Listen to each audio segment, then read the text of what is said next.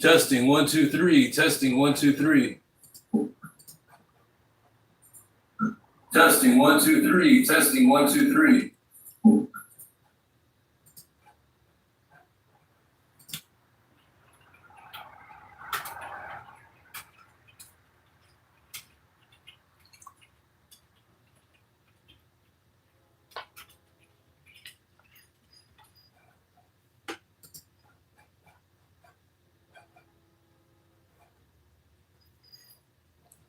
All right, what up, everyone? We posted up over here. It's Monday night. We posted up over here with the homie Carlo the Husky in the house. What's up, Carlo? You already had your dinner? You kicking it? You went on your walk? All right, good boy.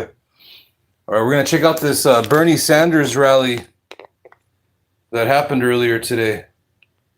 It's titled "The Many Over the Money," a rally in Minneapolis. Monday, July 20th. Well, we're live now, but this was live earlier. I'm over here in Los Angeles, so it's 10:30 p.m. Pacific Standard Time. This is about an hour and a half long, so I'll be hanging out until at least 1 a.m. So hope everyone had a good Monday. Please hit the like button. Feel free to share your opinions on whatever's on your mind. And once again, we're going to watch this Bernie Sanders rally that happened in Minnesota today. They called out Donald Trump.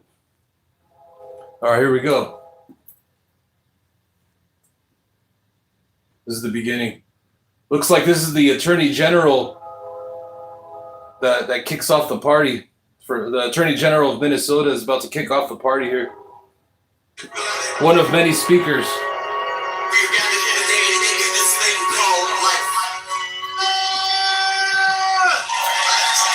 It's so good to see my Minnesotans. Boy, I am so proud to be one of you. Love you guys. Best state in the union. And you know I'm feeling really good about Peggy Flanagan. How y'all doing? But on a serious note, friends, on a very serious note, I just want you to know that I will never forget, and I know you will never forget, Renee Good and Alex Preddy. Justice is coming. Accountability is coming. I just want to let you know that me and Mary Moriarty are working on this case every single day, whether you hear about it or not.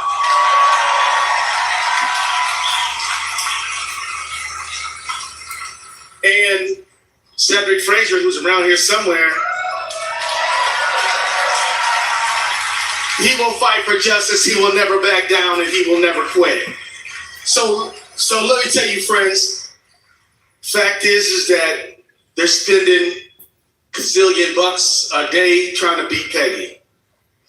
It is really the fight of the money versus the many. We are the many, and we will beat the money, and we will prevail against them. And let me just say, whenever you see any of them shit-talking ads up there, y'all seen them? Bottom line is they are garbage, and you can tell what this fight's about by just the amount of money it takes to put that garbage on the airwaves. And anybody who is and I'm gonna tell you, I'm not gonna name no names, but some people should be embarrassed by the level of dishonesty that's on them ads. But you know, the many, we're gonna win because we are the mighty, not just the many. We're gonna win because we're the mighty, and we are the many, and we are the absolutely inspired, and we have a cause that we're fighting for, which is liberty and justice for. And all means all, and all may not mean big crypto, and it may not mean big oil, and it sure the hell does not mean big war. And if you want to know who's buying all them ads, telling all them lies, that's them three: big oil, big crypto, and big war. And we will defeat them. We will beat them. We will overcome them because we are absolutely determined. Who's gonna vote early? Here's my sticker. Y'all seen it? It's my sticker right here. It's my sticker right here. And let me tell you, as your Attorney General, and I'm... Hey, what's up? What's up, Amber Leslie? How you doing? Hey, good to see you. What's happening? To be your Attorney General. As your Attorney General, all I can do is enforce the laws that are written. So I gotta have some legislators to write some damn good laws, right? I need some people like Peggy Flanagan and Ilhan Omar to write some laws to fight this concentrated corporate power. We are sitting in one of the world's most important, most iconic music venues, First Avenue, y'all. But did you know, the owner of this company, a beautiful, wonderful person named Dana Frank, give her a hand. She's always for the people. We were talking because they said, she's like, Keith, you and your team, y'all got to sue Ticketmaster and Live Nation. And let me tell you, I want y'all to know that this federal government, running by you-know-who, was in a lawsuit with us. They were in a lawsuit with us. This DOJ was in a lawsuit with the state AGs, and they were there. But about 2 weeks before trial, these cowards, these corrupt chicklets, they sold out for nothing, and they abandoned us. But did we quit? They said, well, we're selling our case. You got to sell your case too, because we're out, and we got the money, and you ain't got none. And we said, the hell we are. And we went to trial. And we found a jury of Americans. A jury of Americans found that Ticketmaster Live Nation had an illegal monopoly.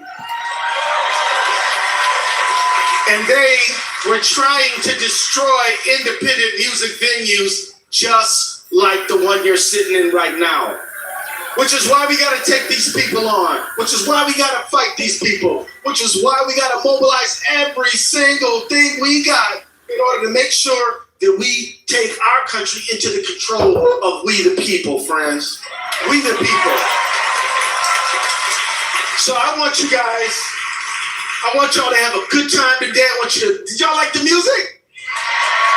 The music was thrilling. The music was just inspiring. It could only happen in a magical place like this. But the truth is, us having a good time together, enjoying each other, enjoying this music, and getting ready to hear from Bernie Sanders. Bernie's back there. He's back there, y'all. The fact is, it all is designed to get to one end. And it is to turn out the vote, early vote. It is to turn out the vote, early vote. Who voted early? Who's going to go get their cousin to vote? Who's going to go get their mama to vote? Who's going to get their kids to vote? Let me tell you, there's a whole lot of people who were not 18 years old in the last election. There's a whole lot of people who were not naturalized citizens in the last election. There's a whole lot of people who sat it out because of whatever reason in the last election. But you know what? We're going to get them all this election. And so let me tell you, I used to be the congressperson for the 5th Congressional District. And when I decided to leave that job and become your Attorney General, and thank you for that, by the way, I worry, are we going to have somebody who is absolutely take no shit from anybody, get into that job? Are we going to have somebody who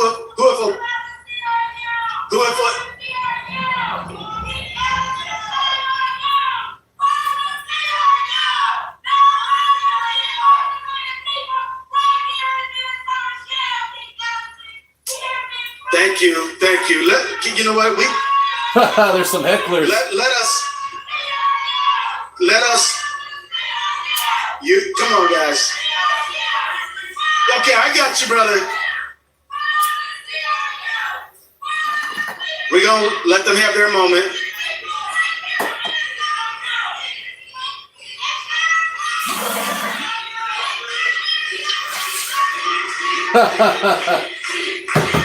Some hecklers at the rally. Thank you guys. Price of maggot trolls. Hey, look. Let me tell you. I believe in freedom of expression, so let's give it a hand for our friends over there. They get to be a part of it too. That's awesome.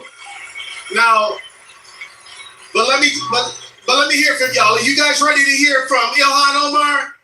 Yeah, Are you Ilhan. ready to hear from Ilhan right now? Ilhan Omar in the house. When I left my job as member of Congress, I wanted to make sure there was a fighter. One is about to come in front of you right now. Give it up for Ilhan Omar. Let's go, Ilhan Omar.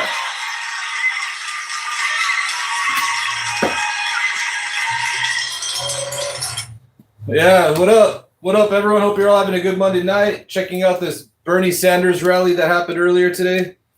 Here's the Honorable Ilhan Omar, a real woman, in case if there's any MAGA cult members in the house. That's what a real woman looks like, guys.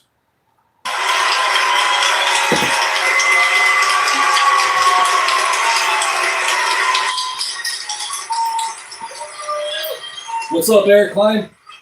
Good afternoon, Minneapolis. Thank you all so much for being here today. When I look around this room, I don't just see a crowd, I see hope. I see people who understand why this moment matters.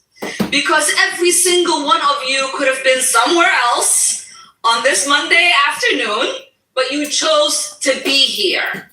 You should. Who the hell is Bill Maher? Never heard of him and don't care. Because you know what is at stake. Because this election is about one question. Who does our government work for? Will it work for the billionaires, the corporate special All right. Here comes the MAGA cult members crying.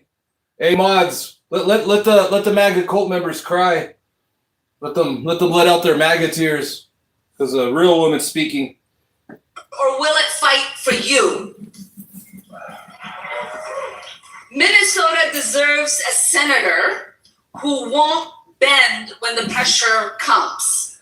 Oh yeah, for sure. No, I mean you know what I mean. Like, as long as there's no like racism or spamming.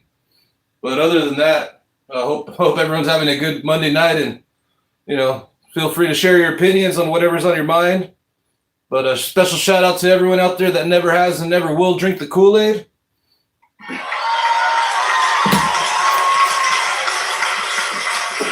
A senator who won't flinch when the powerful interests come calling. A senator who will meet the moment with courage.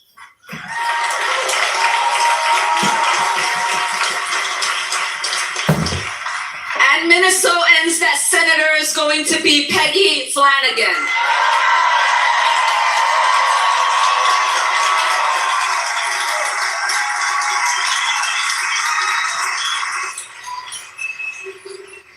Peggy knows what so many Minnesota families have lived through because she lived it herself.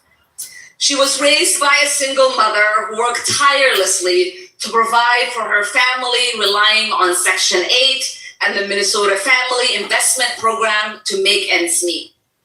And she has never forgotten where she comes from. That is why she spent her entire life fighting for working people, not because it's politically convenient. Hey, what's up, Irish Paul?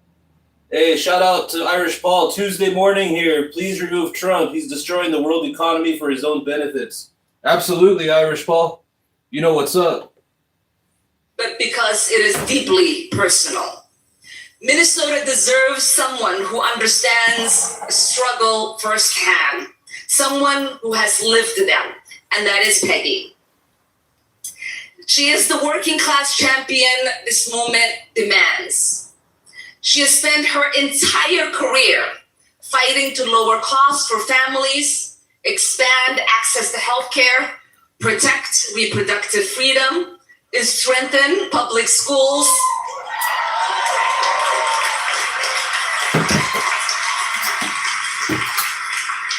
and make sure every Minnesotan has a chance not to just survive, but thrive.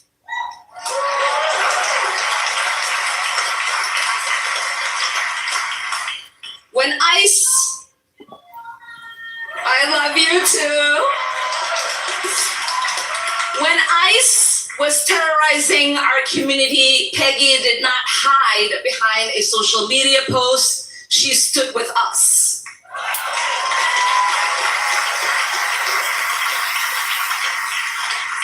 Peggy doesn't just talk about working people, she fights alongside them every single day, including the workers who made today possible here at First Ave in United Here Local 17.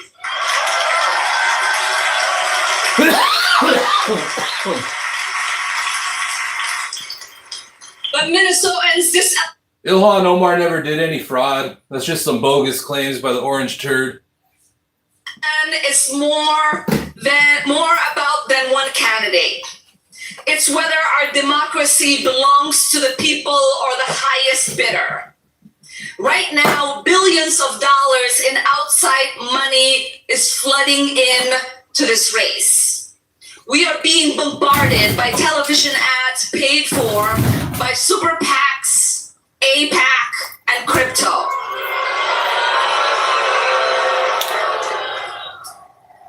They're not spending here because they want to or because they're nice. They're spending this amount of money because they are trying to decide who will represent us in the United States Senate. They should concern every single one of us, because our senator should answer to the people of Minnesota, not to the billionaire donors, the corporate interests, or outside groups trying to buy influence.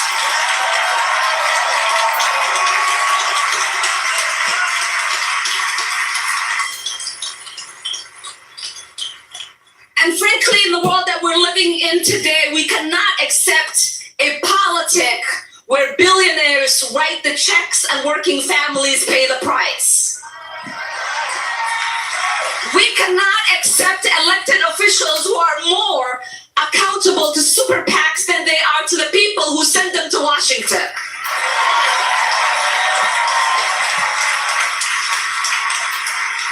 And certainly, Minnesotans, we deserve a senator who cannot be bought.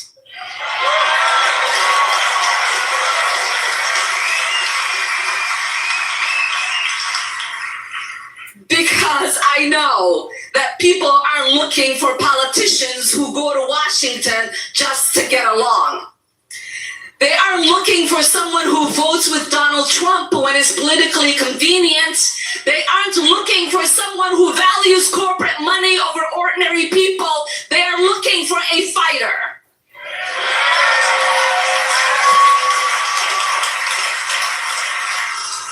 They're looking for someone who will stand up, who will show up, who will speak out, and who will never stop fighting for them.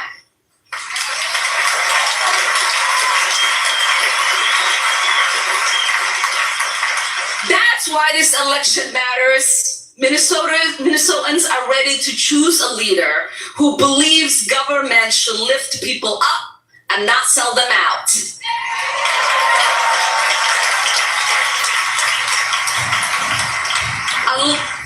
A leader who fights for workers instead of the ultra-wealthy or the well-connected. A leader who believes democracy belongs to all of us, not just the people who can afford to buy another television ad.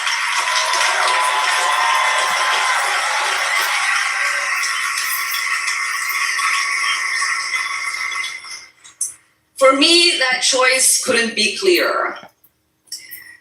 But now it is up to all of us.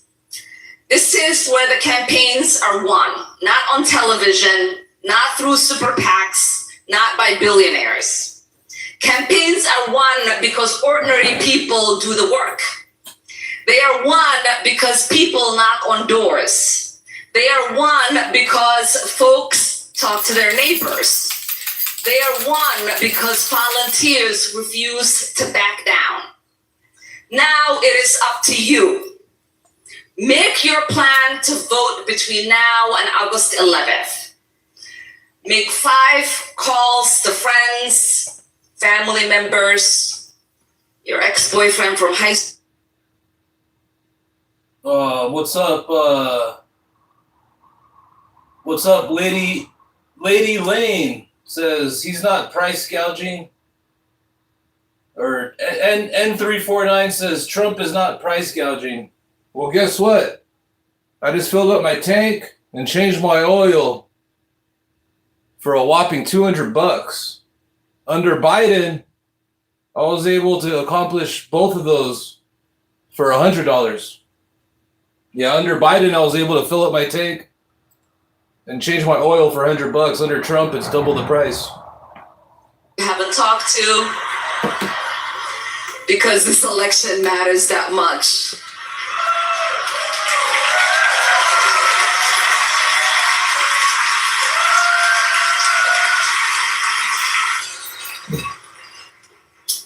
And if you don't like talking on the phone, you can text them. Yeah, he's starting illegal wars and illegal tariffs. Well, he's definitely price gouging us. By the way, has anyone received their Doge checks yet? Make sure they have a plan to vote as well, because elections are not decided by the biggest check. They are decided by ordinary people like us in this room.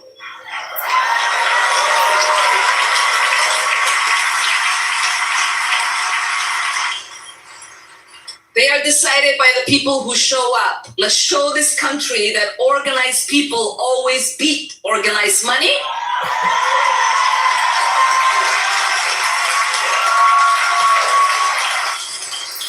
Let us send a senator to Washington who will never forget who she works for. Let us elect Peggy Flanagan to the United States Senate.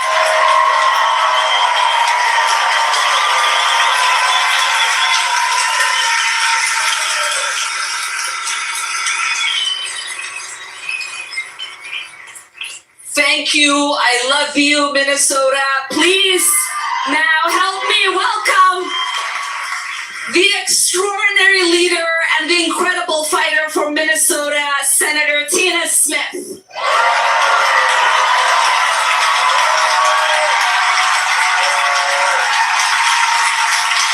What do you mean, N349? Biden saved us from Trump's first presidency. If it wasn't for Biden, this country would be destroyed. It'd be finished.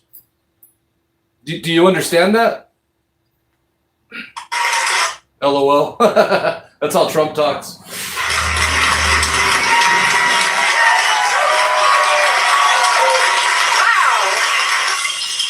Hello, Minnesota. Thank you to these 2 amazing leaders, our Attorney General, Keith Ellison, and Representative Ilhan Omar. And thank you so much to all of you for being here today on this hot, muggy summer day when organizers like us just think it's another great day to organize. So my name is Tina Smith, and I am your United States Senator.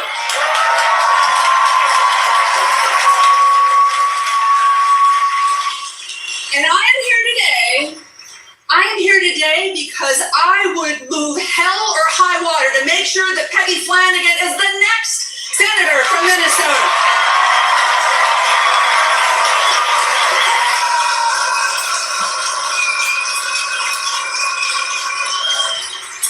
Minnesota, Peggy and I have been fighting shoulder to shoulder for years for the change that people said was too ambitious. They said it was too big. They told us to be patient, to take little steps, not big steps. Well, patience may be a virtue, but it is not my virtue. And you know what? Peggy and I are organizers, just like everyone in this room. We are organizers, and we come from the Wellstone wing of the Democratic Party.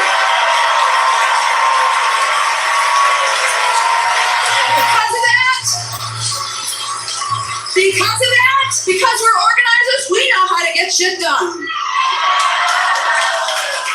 And all the time that I have known Peggy Flanagan, she is not afraid to challenge the powers that be. She has been doing this her entire life. So if you want a leader who will get dark money out of politics and refuses to take a penny of corporate PAC money, that's Peggy Flanagan.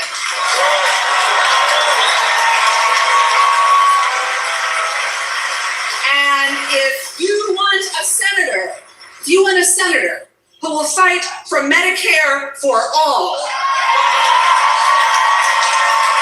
for paid family and medical leave, and for building a country where hard work pays and where this country and this economy works for everyone, that is Peggy Flanagan. If you want a leader that will fight with me to protect the boundary waters from Chilean billionaires, you want to build that line?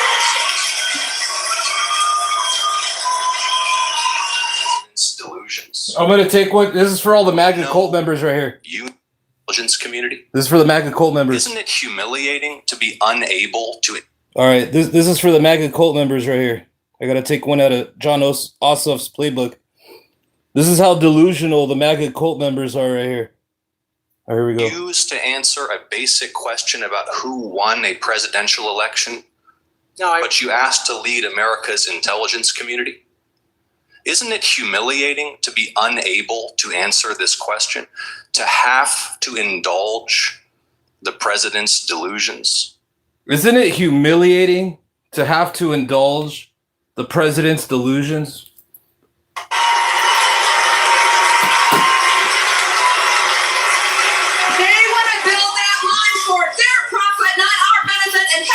And I say, we know, you know, they know, everybody knows.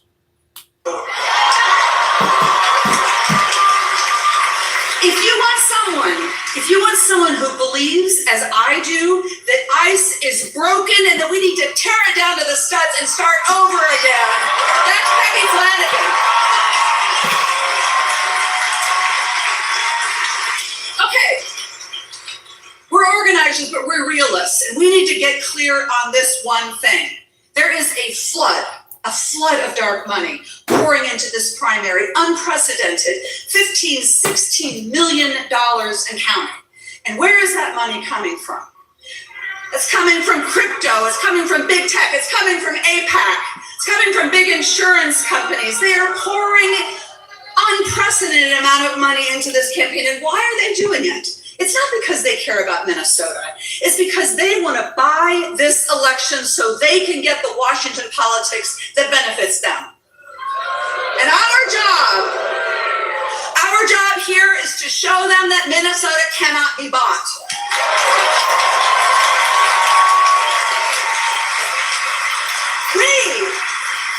We stood up to ICE and protected our neighbors, and we showed the whole world how to resist. We're not going to be cowed by a bunch of crypto billionaires.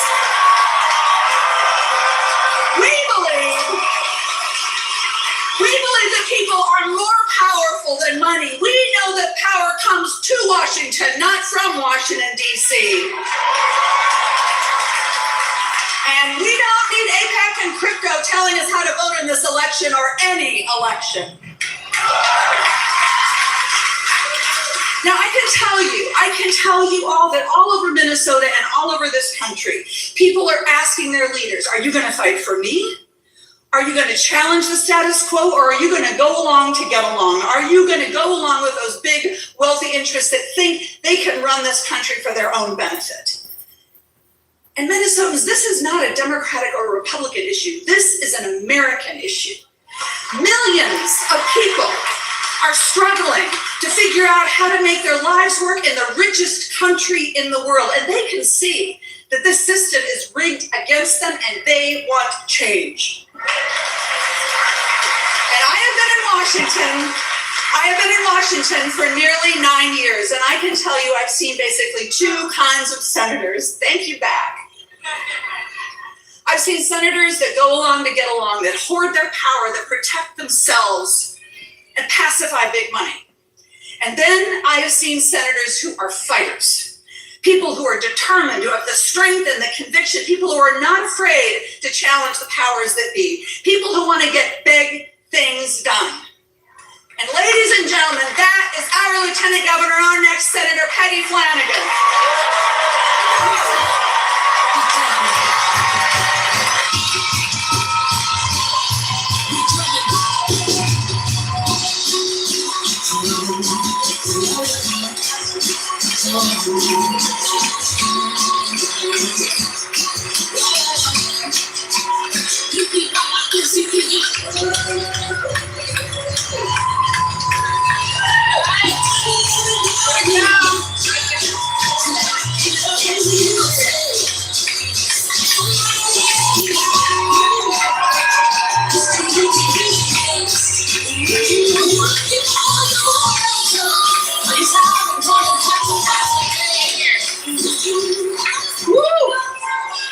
Oh my gosh, I love you too. Hell yeah, Peggy Flanagan in the house, y'all. Let's go. Everyone vote for Peggy Flanagan for Senate, August 11th.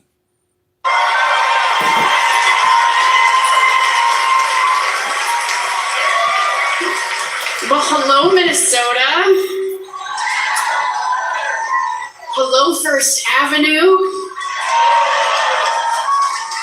And I have to say it because we are here.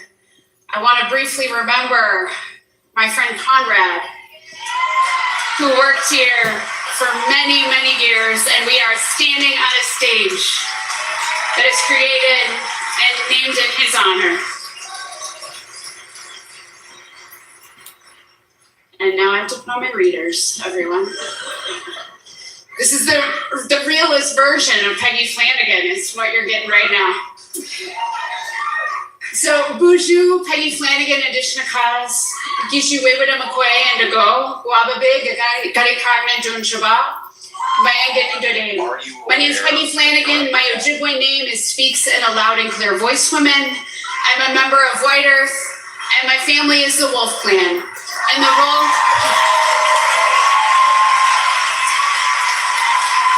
Hey, I heard a MAGA cult member in a chat room earlier say something like, oh, if you come to our country, you gotta assimilate. It's like, assimilate to what? An Oscar Mayer Wiener hot dog and some Lay's potato chips? Man, I'm a U.S. citizen. If I want to eat Chinese food and talk Chinese all day, I'll fucking do that.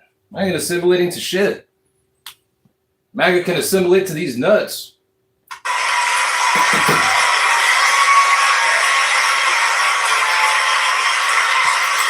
And friends, the responsibility of our clan is to ensure that we leave no one behind. And so I have to tell you that I know that that is why all of us are here tonight, to ensure that no one in Minnesota or in this country is left behind. Hey, what's up, Paranormal? Hey, shout out to Ireland. What's happening? What's up, Alvin? It's a Monday Night Live, y'all. What's up, Captain Oliver? What's up, Super Heat, Ronald, Glenn, Irish Paul? What's happening? Platinum. How are you guys all doing? Welcome in. Thanks for hanging out, sharing your opinions. And we're watching a rally that happened earlier today, July 20th. Bernie Sanders, Peggy Flanagan, Ilhan Omar rally in Minnesota for Peggy Flanagan to be the next senator. And I'm so proud and excited to be here with my friends, with Senator Tina Smith, with Attorney General Keith Ellison, and with Congresswoman Ilhan Omar, and of course, Senator Bernie Sanders. And these are folks who have spent their entire lives fighting for working people, taking on billionaires and corporations, and refusing to back down to the powerful when they tell them to sit down and be quiet. We're not going anywhere, friends. And so I am honored to have their support and to be in this fight, shoulder to shoulder with them and shoulder to shoulder with you. Because we are in the fight of our lives right now for who has power in this country and who this country serves. The billionaires and the big corporations, or the rest of us. The many or the money. And friends, I was born just down the road, and I was raised in the community of St. Louis Park. Blue Park? No. I was raised by an amazing mom who did everything she could to provide a good life for me. But we needed a little help from Section 8, from childcare assistance, and from food stamps. And my life taught me that big change doesn't happen because powerful people suddenly decide that they care.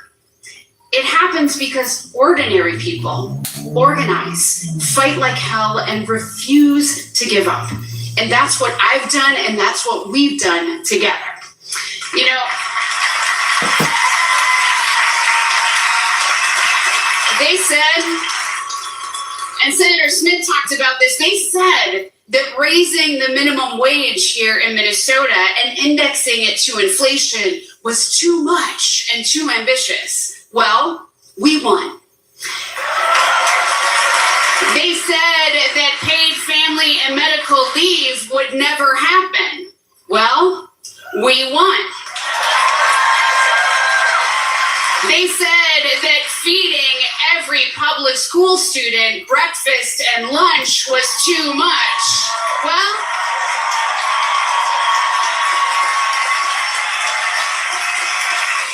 friends, we won that too. Because in Minnesota, we get what we organize for. And I am running for the United States Senate because I want people to be able to afford the lives they want to live. And that's why I support Medicare for all.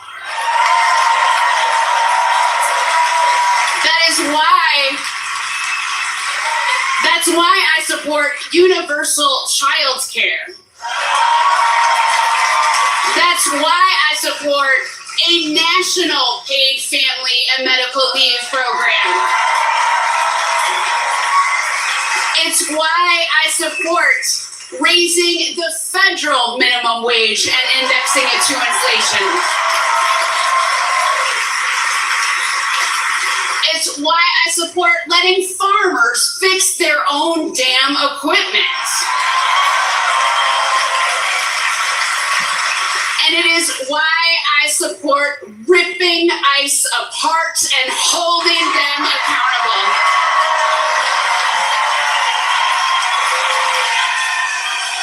That's right.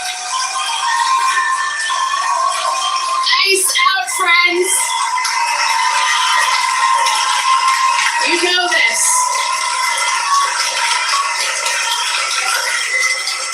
Friends, Donald Trump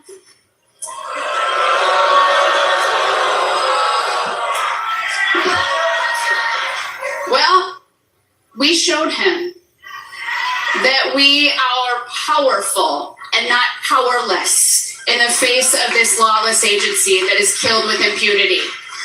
And we are going to push back with everything we've got. And we know that there are a lot of special interests out there who are spending more money than has ever been spent in a primary election in Minnesota on ads filled with lies to defeat us. But we're not going to let them. You know, I grew up thinking that the bottom could fall out at any moment. And for so many people right now, it already has. And people who are doing everything right, and they're still falling behind. And it doesn't have to be like this.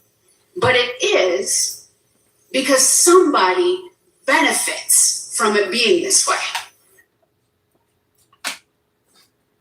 Yeah, I remember watching this part of it live earlier, and it like blacked out. I gotta fast forward a little bit. I guess they had some kind of camera issue. All right, here we go. We're back.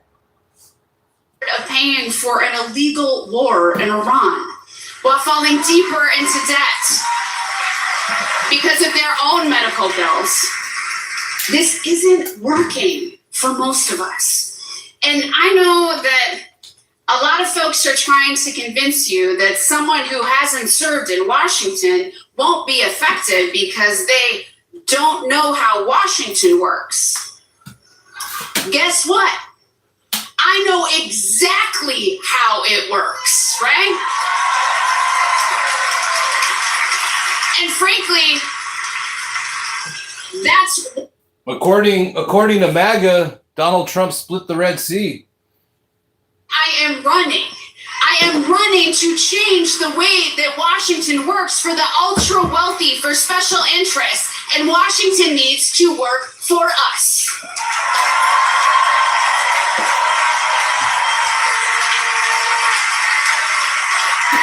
And I want you to know that we have an opportunity to change the way that Washington works, because in 22 days, on August 11th, Minnesotans have a real choice about who will represent them in the United States Senate.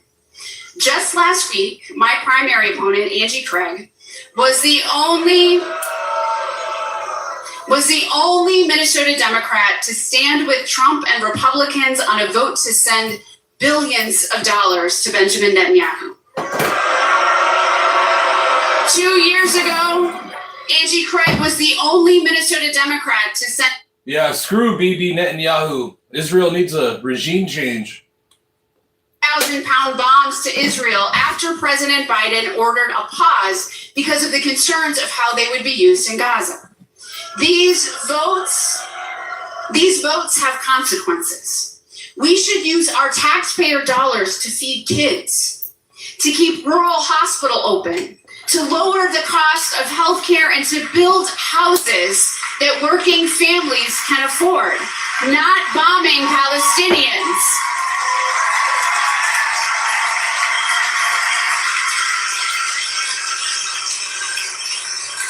And a majority of Americans in all parties oppose sending new weapons to Netanyahu. So then why was Congresswoman Craig the only Minnesota Democrat standing with Republicans and Netanyahu? The answer is AIPAC. AIPAC is spending tens of millions of dollars across the country for elections in support of more weapons to Israel's right-wing government. And AIPAC is Angie Craig's largest lifetime supporter. Nearly $1 million over her career, and they've held dozens of fundraisers for her for this Senate election alone. And so we know that they are spending on ads that you've seen to try to tear me down to buy the seat for Congresswoman Craig. But here's the deal. They know that she will do their bidding, and I won't. And the same is true for crypto. The cryptocurrency industry has spent more than $1 million. Hey, she kind of looks like that singer Lisa Loeb. It's for Congresswoman Craig 2 years ago. Then last year, she turned around and was the only Minnesota Democrat to vote with Republicans for crypto's dream bill, the ironically titled Genius Act, which has let Donald Trump make over $1 billion in crypto directly from the White House.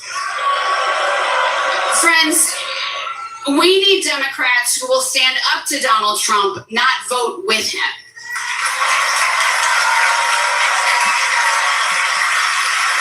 Health insurance companies have been among Angie Craig's biggest funders. So it's no surprise that she is opposed to Medicare for all, and I'm for it. When insurance companies are overruling doctors, denying care, and forcing people to ration life-saving medication, it is time to ban prior authorization. Oh yeah, she kind of looks like her. Lisa Loeb, yo. I only hear what I want to. She kind of looks like Lisa Loeb.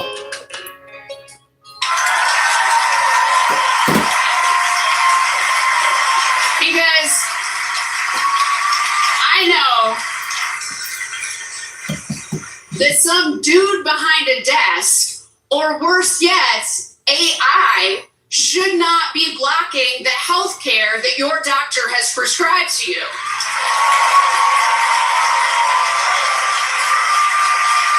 We need to focus.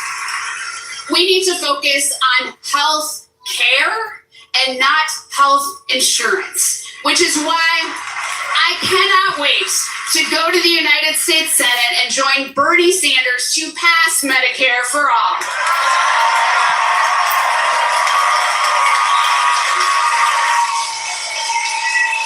You know, and some folks are like, oh, that's too much. Is Medicare for all too radical? I'll tell you what is radical, is when people have to file for bankruptcy because their medical bills are too high. We are done. Enough. Enough.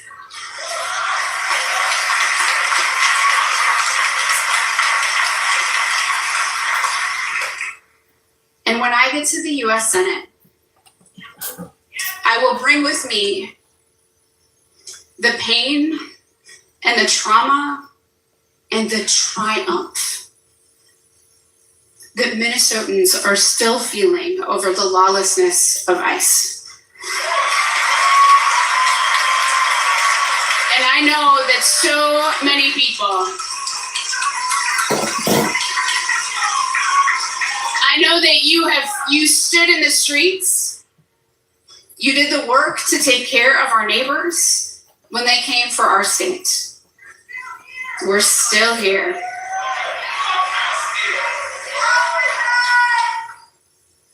But Donald Trump, he did not hide what he was trying to do. There were big signs at rallies that said in all caps, mass deportations now. This was not a secret, and do not let anyone tell you they did not know what was coming, because they're telling on themselves.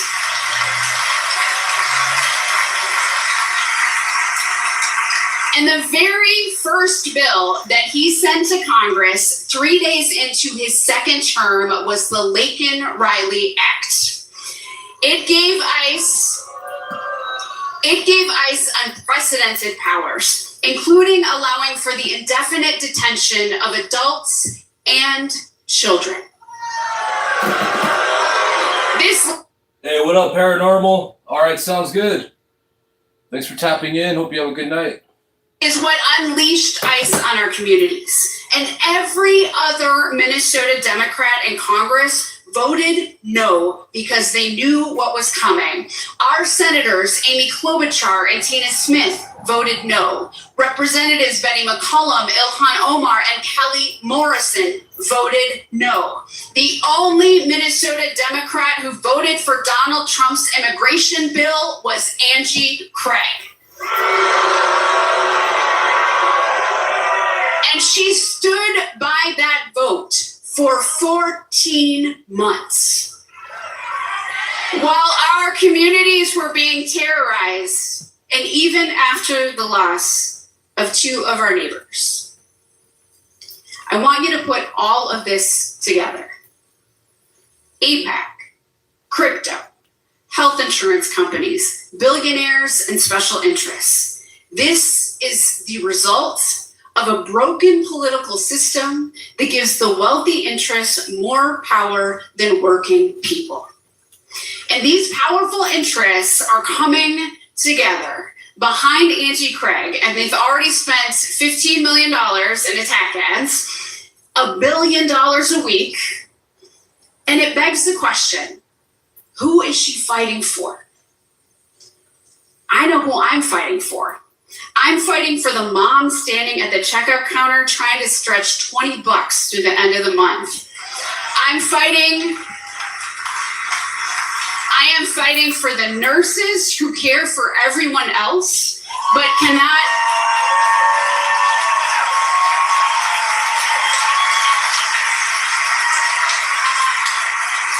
I am fighting for the nurses who care for everyone else, but cannot afford health care themselves. I am fighting for immigrant families who deserve due process and dignity.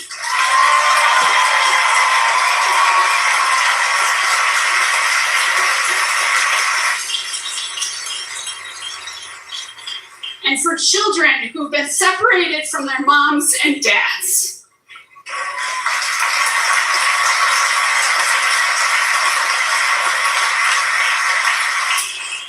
These powerful interests have seen what happens when I take on a fight, and they know that I do not quit.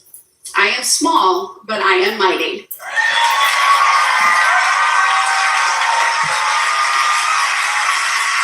And they know that when we organize, we win. And that's exactly what they're afraid of. A movement of working people that is ready to challenge the status quo and take power back from billionaires, corporations, and special interests. And Angie Craig has made it crystal clear what she thinks about the movement that we're building. When asked directly about this race in a radio interview, she said, and I'm quoting her, quote, "I don't think we need more Bernie Sanders in the United States Senate," unquote.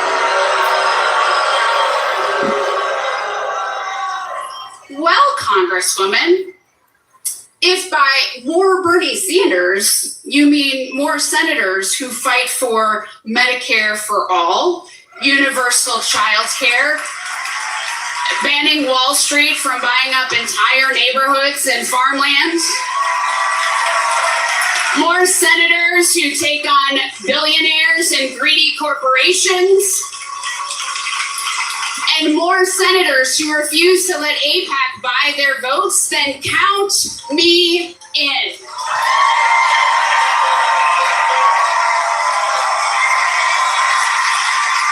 And we know that Angie Craig may have billionaires, crypto bros, one AI tech billionaire, hedge fund managers, and corporations on her side, but guess what? We have the people. And Minnesotans are choosing this campaign because they know that something better is possible. And they know that when we show up, when we look out for each other, and when we organize together, we can win. And Paul Wellstone, he was outspent. Yeah, you can get up for Paul.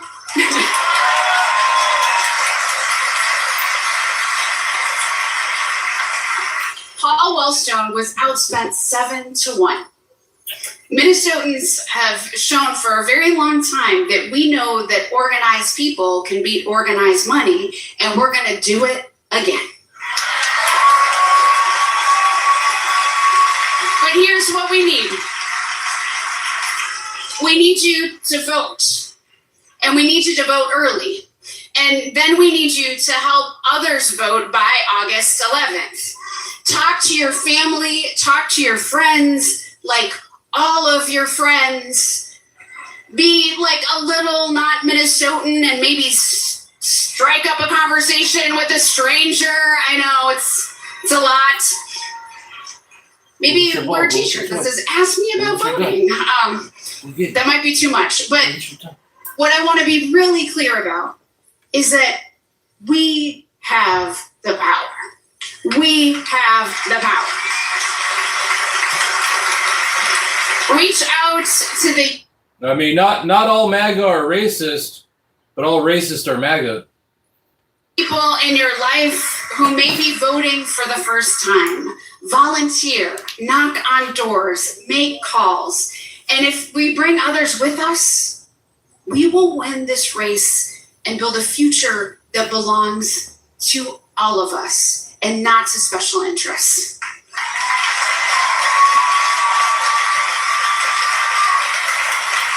This campaign is about the many versus the money. I am part of the many. You are part of the many. I am betting on us, and we are done waiting. We are done waiting. And there are 22 days until the election, and you can vote right now. So I want to just tell you,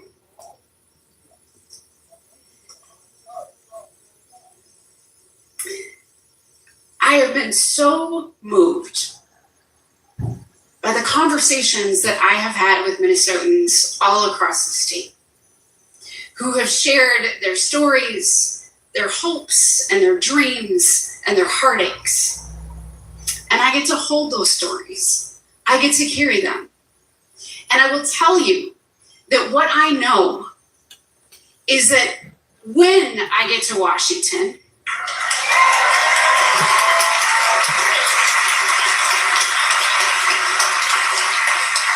then I am taking all of you with me. Because this seat has never belonged to the most powerful. This seat has never belonged to big corporations. This seat has never belonged to special interests. It belongs to Minnesota and Minnesota alone.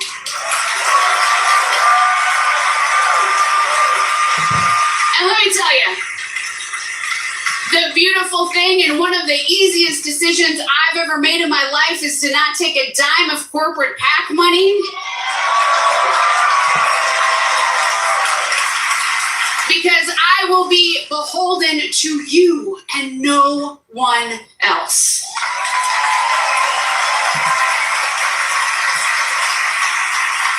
So thank you for being here. Thank you for believing in what we are building together. And I love you too.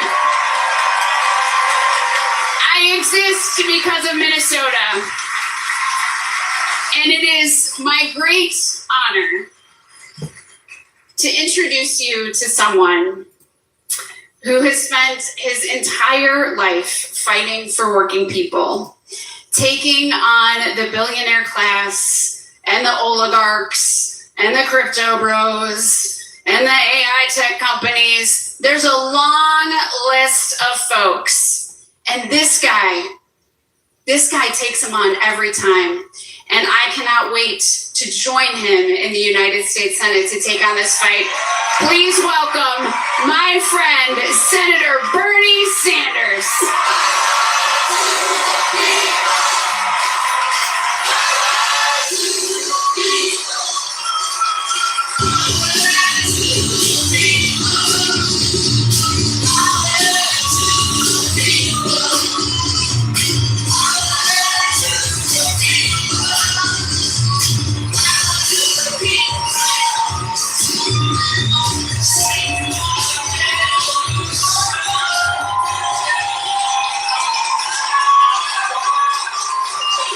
Thank you, Minneapolis.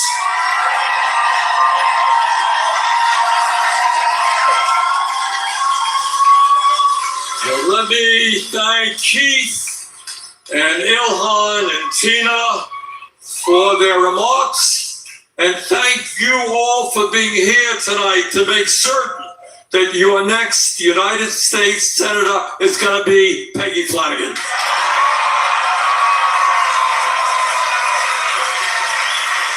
And before I go further, let me express the gratitude for the people of the state of Vermont and people all across this country for the incredible courage that you and Minnesotans showed in standing up to Trump's domestic army, ICE.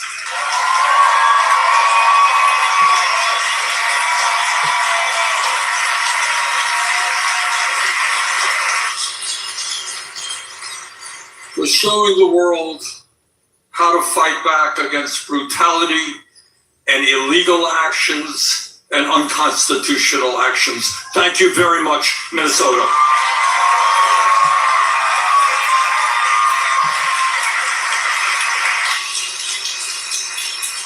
Brothers and sisters, for better or for worse, we are standing in an historical moment, not only for the United States, but for the entire world. And there is an enormous responsibility that rests on all of our shoulders and on the shoulders of the people of Minnesota right now. Never before in the history of our country have so few people held so much power and had so much wealth. And these are not nice people. They are greedy people. And just because they have billions of dollars, you know what? They think that is not enough. They not only want to control our economy, and they do it. We have more concentration of ownership today than ever before. They not only want to control our media, we have more concentration of media ownership, both in traditional media and in social media, than we have ever had before. That's not enough for them. We now have more income and wealth inequality than we have ever had in the history of this country. Not enough. Now they want to take over our democracy. And that is precisely what this election is about.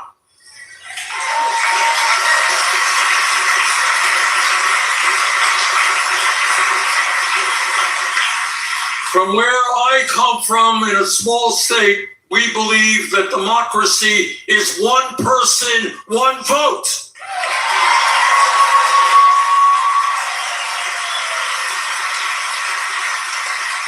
And we and the American people are sick and tired of these billionaires who are saying, hey, we own the economy, we got it all, now we're going to take over the government as well. And we don't like candidates, we're going to spend huge amounts of money with lying 30-second ads to defeat them. That's what's going on right now. Peggy is being outspent 10-1. And these guys have unlimited money. They're going to put lying ads on television. And right now, at this moment, if the people of Minnesota can stand up, and I'm confident that they can, and tell these billionaires and their lies and their 30-second ads and their super PACs to go to hell, democracy is going to reign.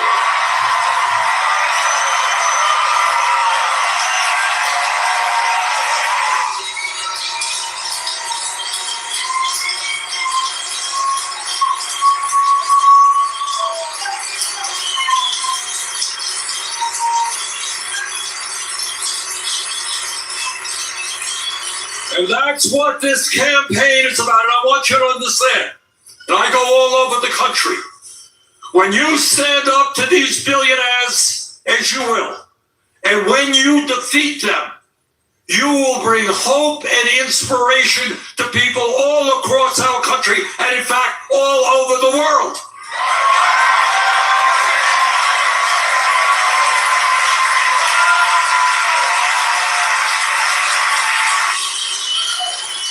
You know, as Peggy and Ilhan and Keith and Tina have said, they got the money, we have the people.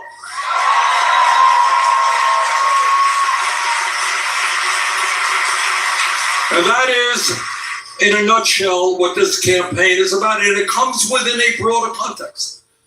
I know that in Minnesota, and I know certainly in Vermont, and I know all over this country, people are kind of scratching their heads, and they're looking around and saying, what the hell is going on in America today? People know, I don't care if you're a conservative, Republican, you're a socialist, progressive, no matter what you may be, people are saying something is fundamentally wrong. We are moving in the wrong direction.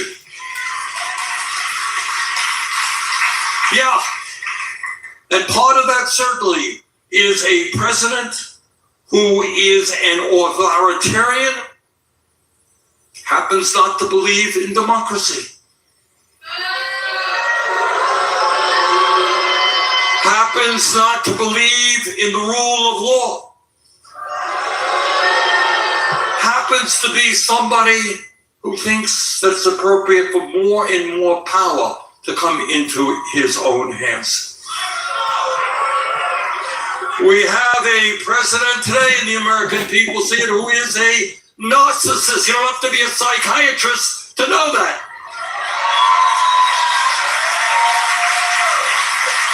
If this guy had his way, he would name half of the buildings in America after himself.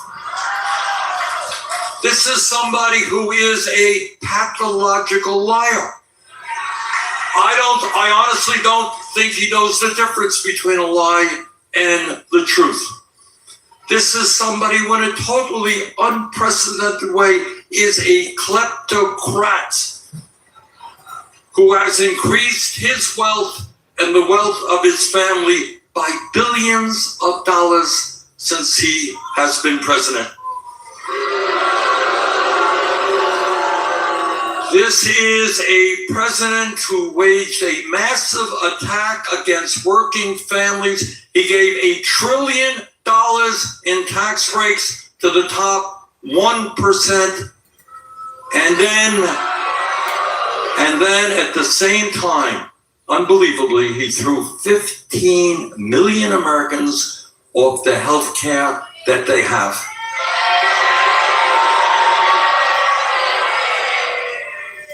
And thousands of fellow Americans, low-income and working-class people, will die as a result of that decision. Unnecessarily die.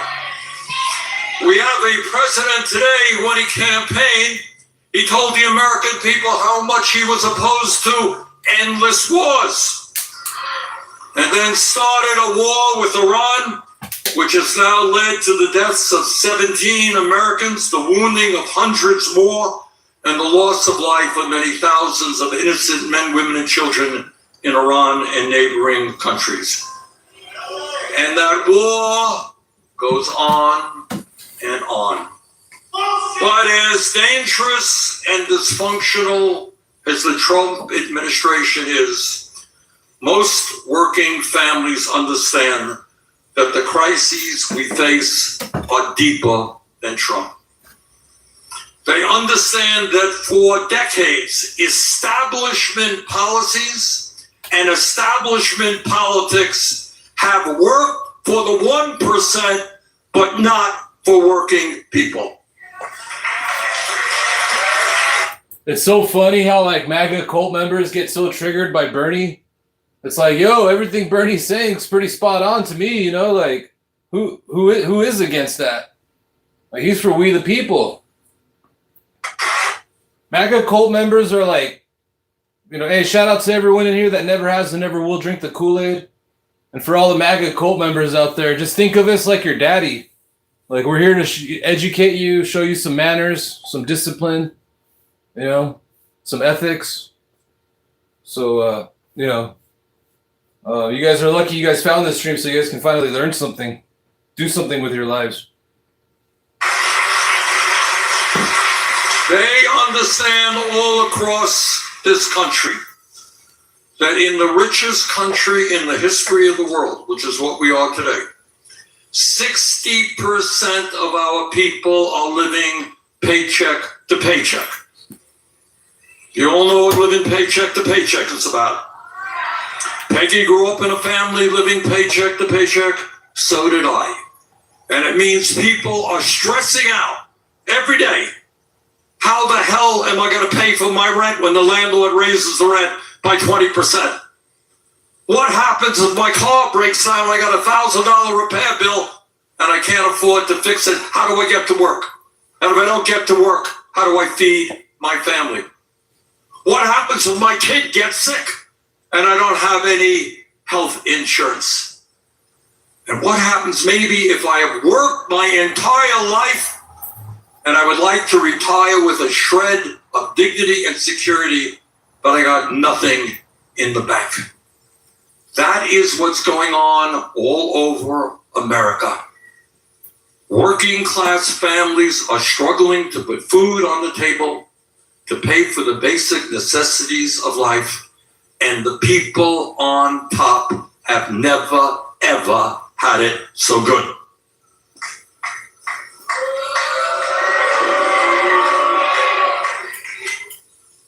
And the American people are understanding that not only is our establishment policies not working. They understand, and Peggy and others described to you this evening, that we have a corrupt campaign finance system. It's corrupt. There's no other way to talk about it.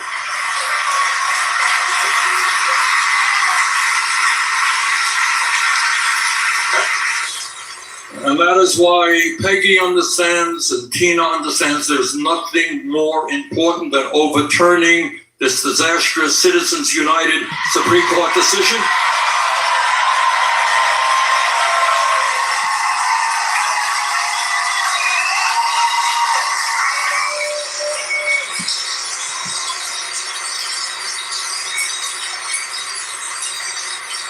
We've got to get super PACs out of the political process.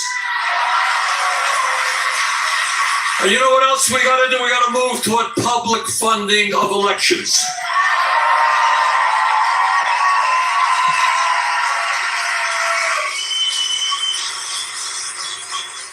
Now let me give you the reason why the oligarchs are spending so much money here in Minnesota. They have looked around the country over the last year, and they are catching on that the American people from coast to coast are sick and tired of status quo politicians and status quo policies.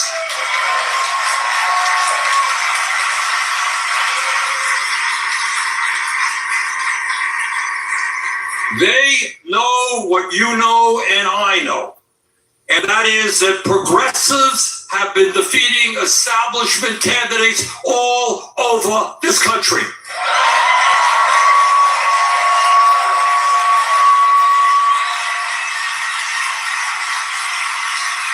The oligarchs threw everything they had against Ron Mamdani in New York. He won that race.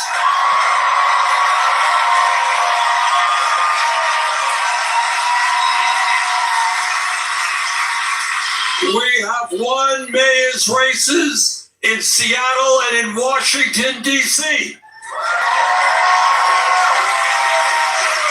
We have won congressional elections and Democratic primaries in Arizona, Ohio, Pennsylvania, California, Montana, Colorado, New Jersey, and New York.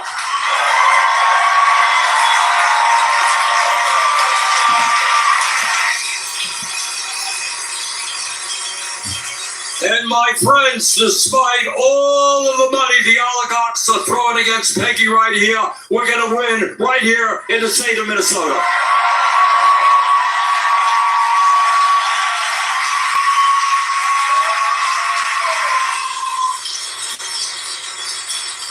So the very simple question I think everybody in Minnesota is going to ask themselves is, why? Why are these people, why are these super PACs controlled by billionaires spending so much money to defeat Peggy Flanagan? What has she done that is so terrible that they have to spend that much to defeat her? And you understand that what they know is that Peggy is going to stand up to the greed of the billionaire class and fight for working families.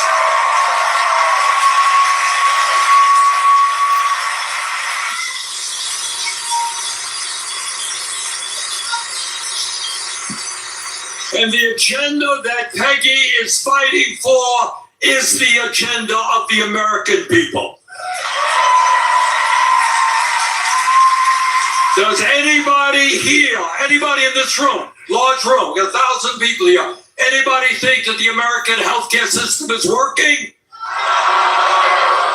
Does anybody think it makes sense that we are the only major country on earth not to guarantee health care to all people as a human right? Does anybody think that the function of a healthcare system should be to make billions of dollars in profit for insurance companies and drug companies? Well, Peggy doesn't either.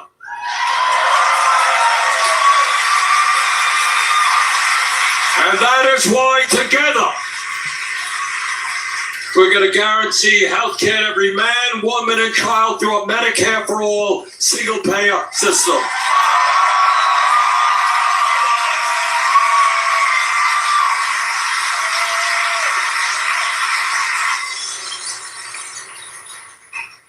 Does anybody here think that we have an economy that is vaguely equitable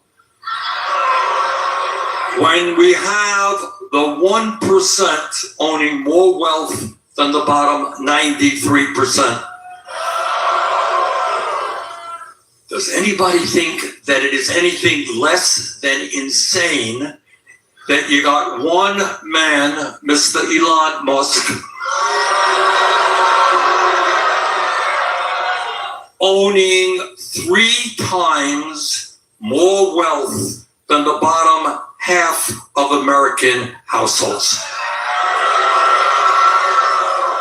And in the midst of this massive income and wealth inequality, the United States has the highest rate of childhood poverty of any major country on earth.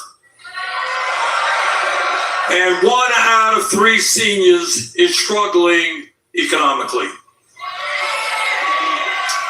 So what Peggy Flanagan understands, and what you understand, and what the vast majority of the American people understand, is that we're 977 billionaires in America after receiving the largest tax break in history from Donald Trump, became $2.2 trillion richer just for that one piece of legislation.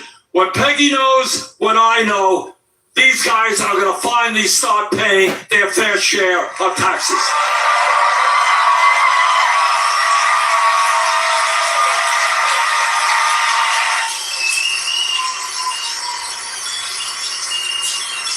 We're not going to let billionaires get richer and avoid taxes when people sleep out on the street and kids go hungry. That is going to change.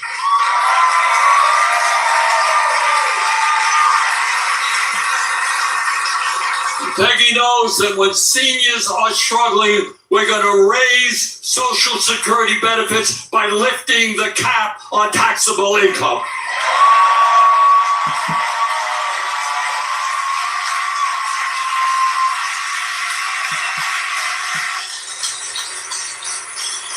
And what Peggy knows is that when we have 800,000 Americans homeless here in Minnesota, in Vermont, and all over this country, when we have 20 million households spending half or more of their limited incomes, instead of spending $1 trillion plus money on the military, we're going to build millions of low-income and affordable housing units.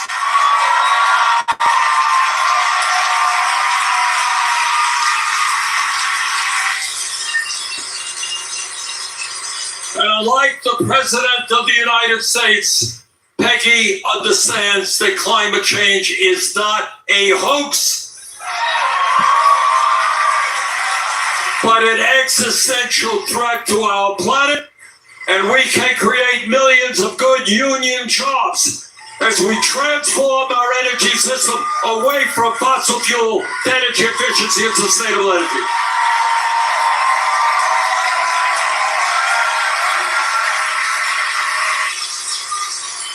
And Peggy understands that AI and robotics, developed and pushed by the very wealthiest people on earth, Musk and Bezos and Ellison and Zuckerberg and the others, that these technologies are the most transformational in the history of humanity.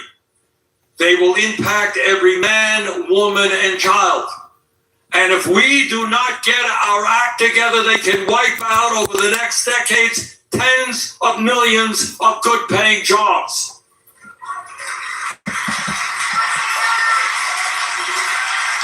They could eviscerate our privacy rights. They're going to know every damn thing that you do, where you are, what your medical records are, what your bank records are. Yeah, I heard they got flock cameras like everywhere, like on hiking trails, grocery stores, everywhere you go. I think a lot of the maggots are actually against the flock cameras. I don't know. How do you maggots feel about flock cameras? Every telephone call that you make, they will negatively impact the mental health of our kids. We got millions of kids now having AI bots as their best friends while reading. I mean, I see maggots over there saying, like, comply or die, and then the next second they're saying, don't tread on me. Like, which one is it? You can't have both. Writing scores go down. And if AI, as some scientists believe, ever becomes smarter than humans, which is a pretty low bar,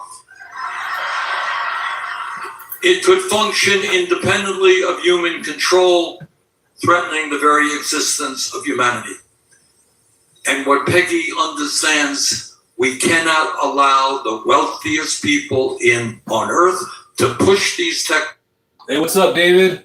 Which Trump Bible do you recommend? Do you recommend Trump Bible 1.0 or Trump Bible 2.0? Without strong guidelines, we're going to take them on and make sure that these technologies work for all of us, not just to make the rich richer.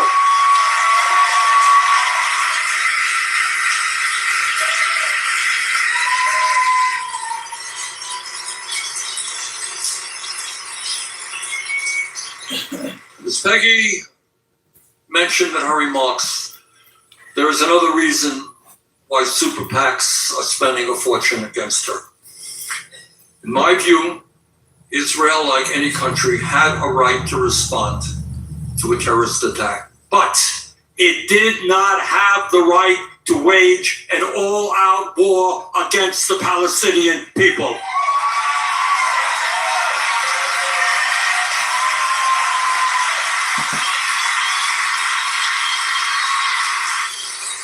It did not have the right. Within a population of 2.2 million people, it did not have the right to kill more than 73,000 Palestinians, mostly women, children, and the elderly. Did not have the right to injure 173,000 people, again, children, the elderly. It did not have the right to destroy virtually the entire infrastructure of Gaza. The schools, the healthcare facilities, the water systems, the wastewater plants, the electric grid. It did not have the right to damage or destroy 92% of the housing units in Gaza. In other words, Israel did not have the right to commit genocide against the people of God. You ever watch Indiana Jones and the Last Crusade? By the way, he's fighting the MAGA Nazis in that movie. But you guys remember in Indiana Jones and the Last Crusade when he's traveling with Sean Connery and they show like the interactive like map, like as they're going from like place to place? Well, on that map, it shows Palestine.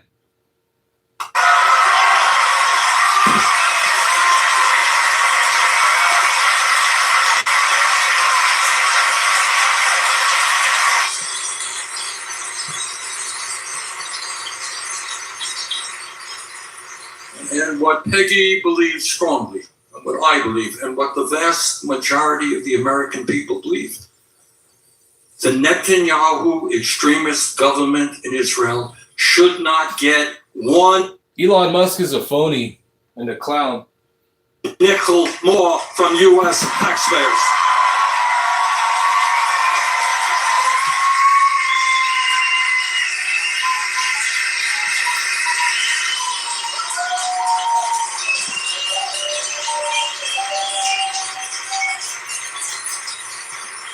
So brothers and sisters, the eyes of the country, quite literally, watching Michigan, watching Minnesota, watching Maine, watching other states around the country.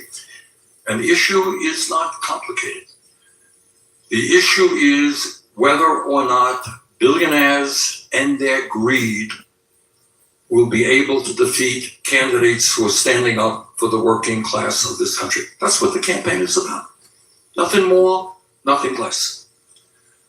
Now, what I can tell you, because I have worked with groups all over this country, these people on top have endless amounts of money.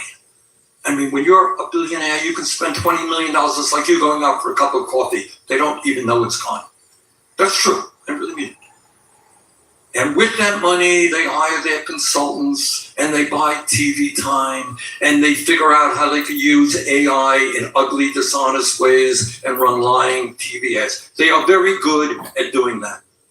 But what they cannot do is mobilize people. Because they have nothing to say to the working people of this country, to the young people of this country.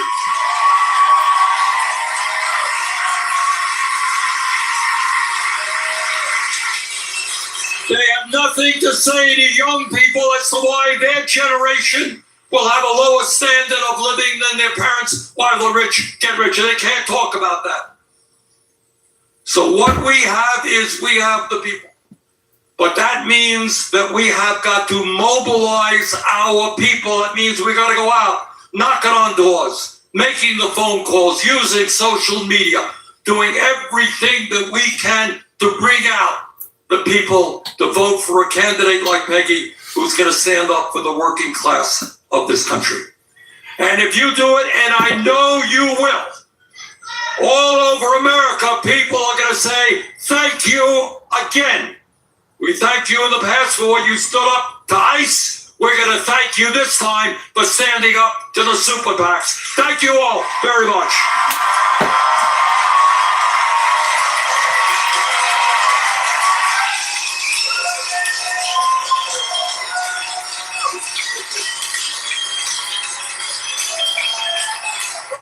Another powerful speech by the man, the one and only Bernie Sanders. All right, everybody, you know what to do. Vote for Peggy Flanagan to make America great again. Blue wave, keep that blue wave going, y'all. That way we can take back the House and the Senate and impeach and remove the orange clown and throw him in prison. Gavin Newsom's going to throw him in prison. And all the MAGA cult members are going to get 40 hours of community service for their un-American ways. All right, let's go check out, let's keep this YouTubeville watch party going. What up, everyone? Glad everyone, hope everyone's having a good Monday night or Tuesday morning, wherever you're at. I'm in Los Angeles. It's about to be midnight. So I'm still on Monday time over here. But yeah, let's go see what's cracking with some other stuff. What's this all about? See some Midas touch. All right, so I got some stuff in the queue here. Let's go see what we got in the queue. Let's watch some So everything that I'm playing is stuff that happened as of today. So that Bernie Sanders was earlier today. So let's go see what else we got in the queue. All this stuff is stuff that happened today. I got some politicians we can watch. We got Slotkin made some moves earlier today. Al Green made some moves earlier today. We could check out Capitol Hill. The Senate floor session and the House floor proceedings. We'll check some of that out later on. We got Slotkin. We got Adam Schiff. We got the homie Adam Schiff in the house. But before we go to all that, let's check out some real news real quick. We'll check out Jesse Dalmore, Midas Touch, and Secular Talk. All right, here we go. Secular Talk. This is Kyle Kulinski. A movement in this country of eugenics. So this one, he's talking about Stephen Pimplehead Miller. When Stephen Pimplehead Miller was born, so the Trumpers, the doctor circumcised the wrong head. All right, here we go. This is Kyle Kulinski. This is titled "Stephen Miller Drops Deeply Evil Nazi Speech and isn't even hiding it." Telling us in a very direct and straightforward way that. So I've been waiting for this all weekend, actually, because Stephen Miller dropped that Nazi speech on Friday. So this is Kyle Kulinski's breakdown of it. Liberals are the problem. Leftists are the problem. Not only do we disagree with us, not only are they the enemy, we are actively going to criminalize being a liberal or being a leftist. I know that might sound hyperbolic to you. It might sound extreme and insane, because it is extreme and insane. But this is actually what they're doing, and I need you to understand that. I need you to wrap your mind around that. I need you to accept that. that NSPM 7 laid the groundwork for exactly what's coming now, which is Trump's ICE Gestapo paramilitary thugs effectively being used to Hey, what up? Hey, what's up? What's up, Kitty? Good to see you. out any and all percent. Not only are they laying the groundwork to try to steal the midterms, steal 2028, lock in permanent power, but also they are directly coming for all of us. Okay? So, there was a speech that Stephen Miller gave the other day where, again, he could not make this more clear. Like, again, I don't want you to listen to me tell you this and you just accept it. I want you to hear it straight from his mouth. This guy is viewed as one of the shadow presidents because Trump has delegated a lot of authority to him and he gets a lot of leeway to basically do whatever the fuck he wants. Okay? He's like, if you watch Game of Thrones, he's like the king's hand. And in some ways, the king's hand even has like more power than the king because he's more hands-on and he really steers the car, right? So, Stephen Miller did. Hey, what's up, Underboss? What's up, JFO? What's happening, everyone? What's up, Charlie? Kitty, how you doing? Kitty Lifestyle. Almost Ty, good to see you. What's up? What's up, Penny? Good to see you, Penny. How you guys all doing? What's up, Brutal Facts? What's up, Jay? What's up, Jesse? What's up? What's up, everyone? Hope you're all doing well out there. Thanks for tapping in.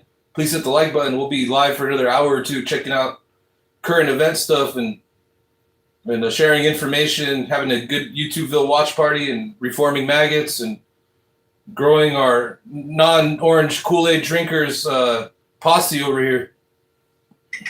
And I'm going to show you part of it here in just a second, but look at this. So Jim Stewartson says the following. This speech by Stephen Miller is so deeply evil, it's hard to fathom it coming from a White House employee. This is pure Nazism. The in-group is morally superior, ordered, beautiful, and normal. The out-group is abnormal, scarred, and deformed. By the way, this is directly from Stephen Miller. This is what Stephen Miller is saying. It's like he's saying, here's all that is good, and here's all that is evil, and it is a speech that easily could have been given by Adolf Hitler himself or Goebbels, who, of course, Stephen Miller is the modern-day version of Goebbels, both in ideology but also in looks. They look fucking identical. Okay, let's continue. The in-group goes to church on Sunday. Even Miller is Jewish, by the way. He's a Jewish Nazi. He actually is that. The out-group is violent junkies and predators. This is precisely how the Nazis spoke about their political opposition. It is a full-throated commitment to eugenics as a policy. In reality, you just need to watch Miller to see everything he claims to be afraid of. Hatred, jealousy, and violence. He's the most deformed man in America. Finally, when Miller brings up the boogeyman of Antifa, it's important to remember the original Antifa were anti-fascists in Weimar Germany, who were the first people sent to Dachau. There is no left versus right anymore. This is life versus death, says Jim Stewartson. So prepare yourself. Here's the speech that Stephen Miller gave the other day, and it is incredibly, incredibly dark. The leftist is fundamentally motivated by envy, by hatred, by jealousy. The leftist looks at what is beautiful and what is good and what is natural and is filled with envy and hatred. Can we just point out how absurd it is that the most hateful little man in the country is talking about how the other side is hateful? Like, there has never been a more hateful, little, spiteful prick than Stephen Miller. Stephen Miller is the architect of everything ICE is doing. The 2,000 arrests per day, the raiding the Lowe's and the Home Depot parking lots, the assaulting senior citizens, the shoving people in concentration camps, the destruction of the Constitution and the lack of any due process or habeas corpus whatsoever, the removal of, the warrant system, where you need to get a warrant from a judge to search people's property. All of that is Stephen Miller. Stephen Miller is the one who's directly responsible for the over 50 people who died in ICE custody and the over 11 who were shot and killed. This is the guy, and he's going, the other side is so hateful. What the fuck are you? You're the most hateful little demon we've ever seen. Hatred oozes out of every pore of your body. All right, let's continue. The leftist looks at a perfect family with a perfect life and a perfect job and perfect kids.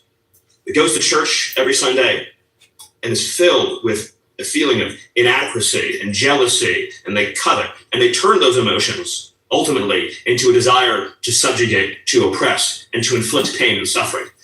That is literally everything he does. And again, you want to talk about inadequacy? Look at this man. He's calling other people inadequate. Look at this man. Dude, there's never been a more inadequate person. Is there any doubt in your mind that Stephen Miller has a fucking micro penis? That he's got the tiniest little pecker you've ever seen in your life? That he knows he's never pleased a woman? Is there any fucking doubt in your mind? And then again, the man who's doing all the subjugation and the oppression in the country is saying the left is doing that. By the way, make no mistake about it, he is jealous of liberals and he is jealous of leftists. You want to know why? Because we have actual values. We have actual morality. And even by his own standards, how many examples have we seen of conservative Christians, MAGA supporters, televangelists, Republican politicians? They talk a big game about, we're all about family values and one man and one woman and a white picket fence and a dog and 2.5 kids, bro. And then the second nobody's looking, they are gargling dick in a New Jersey Turnpike bathroom. They are slobbing on knobs left and right. They are begging for some fat, hairy trucker to put his balls in their mouth. And virtually every time it's a Republican, pedocon theory is a theory like gravity is a theory. Meanwhile, all the liberals and the leftists and the Democrats are having like the most standard, traditional American relationships you've ever seen in your life. All these guys who preach that any other way of living is abnormal and degenerate and unacceptable, they're all secretly living lies, right? Whereas on the Democratic side, we're all living as who we are, happy as a pig in shit. This whole speech is projection on top of Nazi garbage. Let's keep going. It's not a coincidence that when you look at these violent Antifa demonstrations, you see any photograph of those who were assembled. To be blunt, not one of the people that is demonstrating looks like a normal person. Bro, you think you look normal? Bro, you think you look normal? Bro, you were on TV a few years back and you spray painted hair on your bald ass head. And it didn't even look like one of those products that's specifically made to pretend to be hair. It looked like your ass went to motherfucking Home Depot to the paint aisle and sprayed jet black paint on your head. You're going to talk about this? Oh, my days. Not one looks normal. They're all deformed in some way, in their appearance, in their dress, in their mannerism. Why is that? Why? You look at two photographs and you see a normal American street, you see an Antifa protest. Why did the people that are violently demonstrating, why is there not one normal-looking person among them? Oh, my days. Oh, my goodness. I can't even deal with this, bro. This is so crazy. This is so crazy. The most unfuckable little derpy twerp in the country going, look at all these people on the other side. They're unfuckable little derpy twerps. Every one of them, through the course of their life and their decisions, has scarred their body and their appearance in many different ways to the point in which their outer appearance becomes a manifestation of their inner hatred. I love how, their inner hatred. Yeah, tell me again about hatred, you fucking bitch. Tell me again about hatred. You are the most hateful little demon in the world. But also, this is literally like a throwback to 1950 style. Like, man, we don't like piercings or tattoos, man. Like, okay, Grandpa, nobody gives a fuck. Nobody cares what you like or what you don't like. And this is a guy who's destroying this country. It's astonishing. Trust your instincts. To all people and across all civilizations, you know what normal is. You know what beautiful is. You know what good is. You know that families are right. You know that children are precious and beautiful and must be protected. You know that the criminal and the junkie. Okay, he literally just did the, children are beautiful and must be protected. You are part of the pedophile protecting regime. Donald Trump is the #1 name mentioned in the Epstein files. He is likely a co-conspirator in the global pedo trafficking ring. Oh, we're protecting children. Children are precious. Yeah, we know you think children are precious. Perhaps you think they're a little too precious. Okay? You guys are protecting the global pedophile cabal, the entire Epstein class. You have the nerve to lecture us? By the way, I do agree with one thing he's saying here. He's saying trust your instincts. I agree. But your instincts would be screaming to get the fuck away from this guy. Your instincts would be screaming that you should stay away from the MAGA fucking psychopaths. That's what your instincts should be screaming. That danger lurks wherever there's MAGA. Okay? Stupidity lurks wherever there's MAGA. That's what your instincts are telling you. My instincts are the exact opposite of his. Anytime I see a fucking immigrant, I think, oh, this is a friendly person who works really hard. Right? Anytime I see somebody wearing a fucking red MAGA hat, I'm going, run for the motherfucking hills. This guy's trouble. So he's right. Trust your instincts, but the instincts will say the opposite of whatever he's pretending they said. The predator is a threat to normal, healthy living. This is so much deeper than issues about taxation and regulation, although Oh, I'm sure, yeah. It's much deeper than that because you don't want to talk about those things, because if you did, you would have to acknowledge that you idiots brought the fucking fecal poop bacteria on us. Not bacteria, excuse me, parasite on us. Who wants to talk about regulation when we're currently poisoning half the country with fucking explosive diarrhea? Who wants to talk about regulation when our lack of regulations led to screwworm, which is destroying the entire beef industry? Who wants to talk about regulation when Trump just greenlit glyphosate to give us all fucking cancer? This is so much more important than taxation. It's almost like you don't want to talk about taxation because you just gave the Epstein class all the fucking money and raised taxes on regular working people. Are incredibly important. It's about normal, healthy, ordered living. And the violent leftists, for these deep-seated reasons, going back to the earliest wisdom taught to us in the Bible about coveting. And I'm not talking about rich versus poor. I'm talking about a much deeper kind of coveting. Coveting people who are morally superior, who are superior in the simple, truthful way they live their lives. Oh my God, he's right. This is Nazi shit. He's saying, like, Republicans are inherently good, inherently truthful. Leftists and liberals are inherently deformed. That's what he's saying. People that they look at who are happy and ordered and peaceful and considered. Ordered. Notice ordered. Disordered would be bad. Disorder would be liberals and leftists dirty, right? This is one step away from vermin. They're vermin. Into the communities. That burns an ember in them, and that's how you end up with the horrors we've seen throughout history, where good families are dragged out into the street and executed.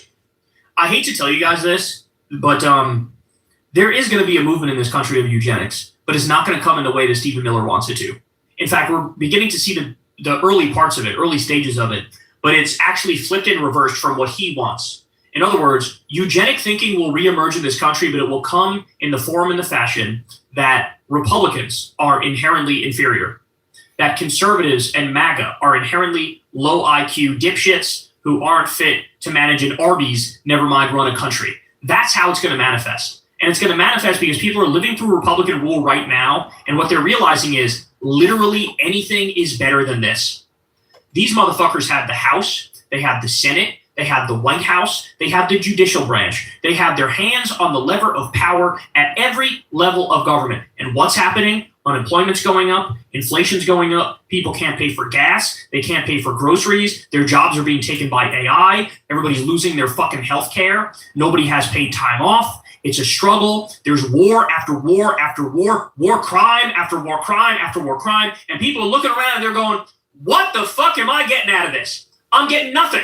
I'm getting to watch the fat pedophile rapist con man president self-deal and be the most corrupt motherfucker we've ever seen anywhere ever of all time. And that's going to be the takeaway, is that this equals republicanism. This equals conservatism. This equals MAGA. And people are going to start to believe in eugenics, but it's not going to come along racial lines. It's not going to come along ethnic lines or religious lines or anything like that. It's going to come in the form of, if you're a conservative, if you're a Republican, if you're MAGA, you're cooked. You're done. We want nothing to do with you in this country.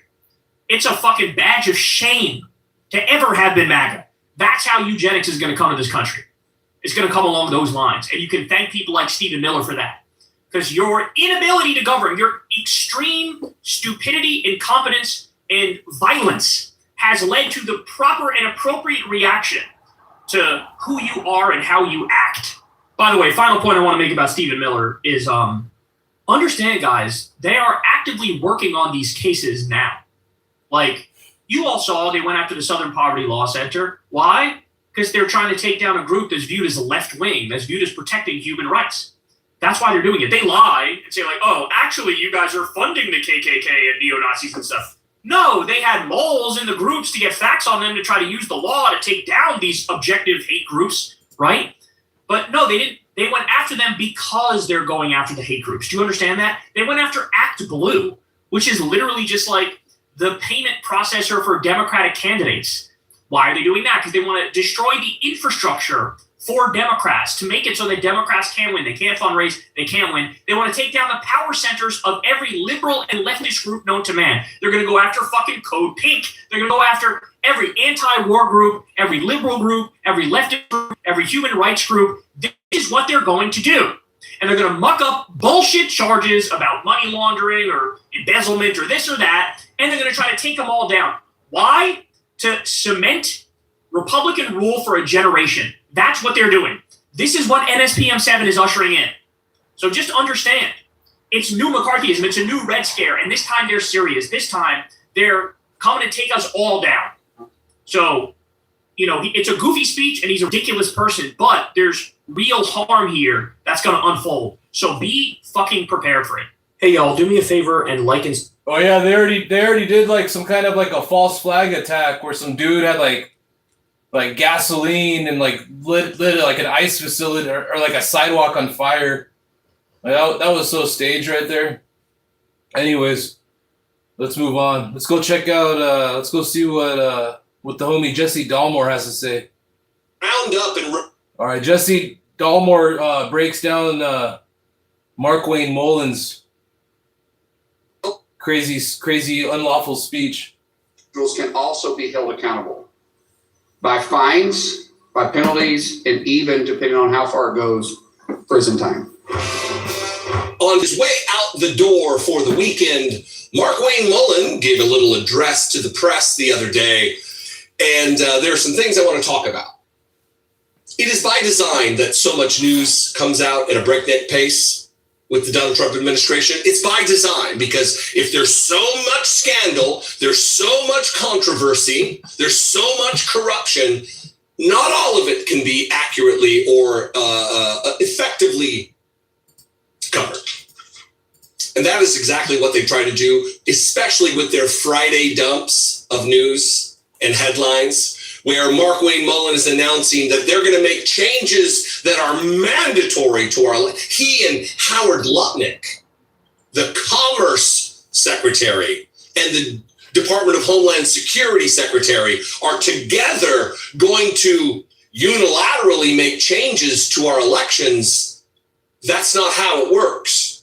And what does the Commerce Secretary have to do with our elections other than having bent the knee to Donald Trump and does the dear leader's bidding? I guess for hope that Donald Trump doesn't out him for being a child rapist or a pedophile or something. I mean, after all, Howard Lutnick did go to the island. He brought children to the island of Jeffrey Epstein. He's photographed there. But also, what does he have to do with our elections? Watch this first clip from Mark Wayne Mullen, and then we will cover this topic on the other side. Identify the problem. Everybody should be informed. Working with Secretary Lutnick, we are going to make our security enhancements mandatory, meaning that if these states want a grant and they want to be reimbursed to work or to run federal elections, they're going to have to implement security issues. Just security issues. We're not trying to get into anything else, but we're saying that the machines have to be secured and that your voter registration list needs to be scrubbed. We need to make sure that individuals that are legally able to vote are voting. There is no predicate under federal law that gives the Department of Homeland Security, and certainly the Commerce Department, any authority to make changes that are mandatory. None. None whatsoever. In fact, the Constitution of the United States of America, a document and principles that held therein, those same principles, that same document that Howard Lutnick and Mark Wayne Mullen both swore an oath to, had a solemn vow that they gave ostensibly before their God that they believe in so deeply, that they would obey, that they would support, that they would defend against all enemies, foreign and domestic. And here we are. They are that domestic threat to the Constitution. Like that same Constitution, kind of got carried away there, that Constitution allows for states to operate their elections, extricating the federal government from concern, extricating the federal government from interfering in those state elections. That's why every state, every commonwealth, same thing, has a Secretary of State to operate those elections. Now, if you don't follow these mandatory rules from Mark Wayne Mullen and the possible pedophile, Howard. I love how Jesse Dalmore says Mark Wayne Mullen. He's like, Mark Wayne Mullen. It's comedy. They're threatening jail. The Homeland Security Secretary. I like to call him Mark Malarkey Mullen.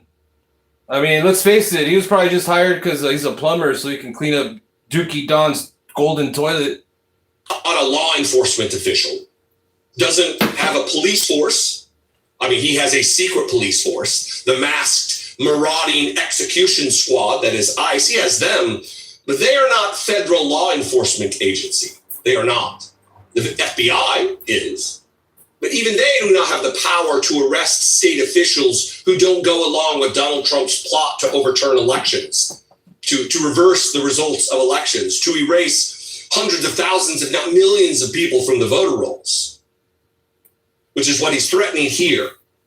Arrest, citations, even jail time if you do not comply with Donald Trump's attempt to end democracy in America.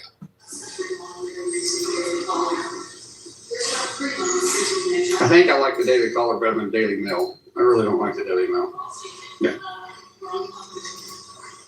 There's not 3 months of being questions. I'm sure people are watching President Trump's speech last night, watching the remarks today, and you're inwardly speaking about asking the midterm questions. Can you ensure that the midterm elections will be secure? First of all, great question. Thank you. When we start talking about can we ensure that the midterm elections are going to be secure? Yes, we absolutely can build confidence in the American people, but the states have to do their part. The state program, and they choose not to participate in securing the elections. We will make sure that we make those states a priority to look at who voted in their states and hold then the election officials accountable. If the election officials, once we gave them the information they need to secure their elections, and they chose not to, then those individuals can also be held accountable by fines, by penalties, and even, depending on how far it goes, prison time. It's here. Fascism is here. These are anti-democratic threats against democratically elected officials by Donald Trump's goon squad, the same goon squad, the same leader of the goon squad that is now out across the country in municipalities. Oh, hey, what's up, Aloha Kitty? Good to see you. What's up, everyone? What's up, Rock James? Good to see you. How are you guys all doing? What's up, Almost High? Kitty, JFO. What up, what up? What's up, Penny? Every state just about. And there are victims of violence at the hands of Mark Wayne Mullen and Donald Trump's mass secret police. Bedford, Maine, Minneapolis, Minnesota, Los Angeles, Chicago, all over the country, there are victims, some who did not survive. And Mark Wayne Mullen, in the face of the controversy of the marauding execution squad gangs, of violent psychos, people whose family has cut them off for fear of the violence they would visit upon them.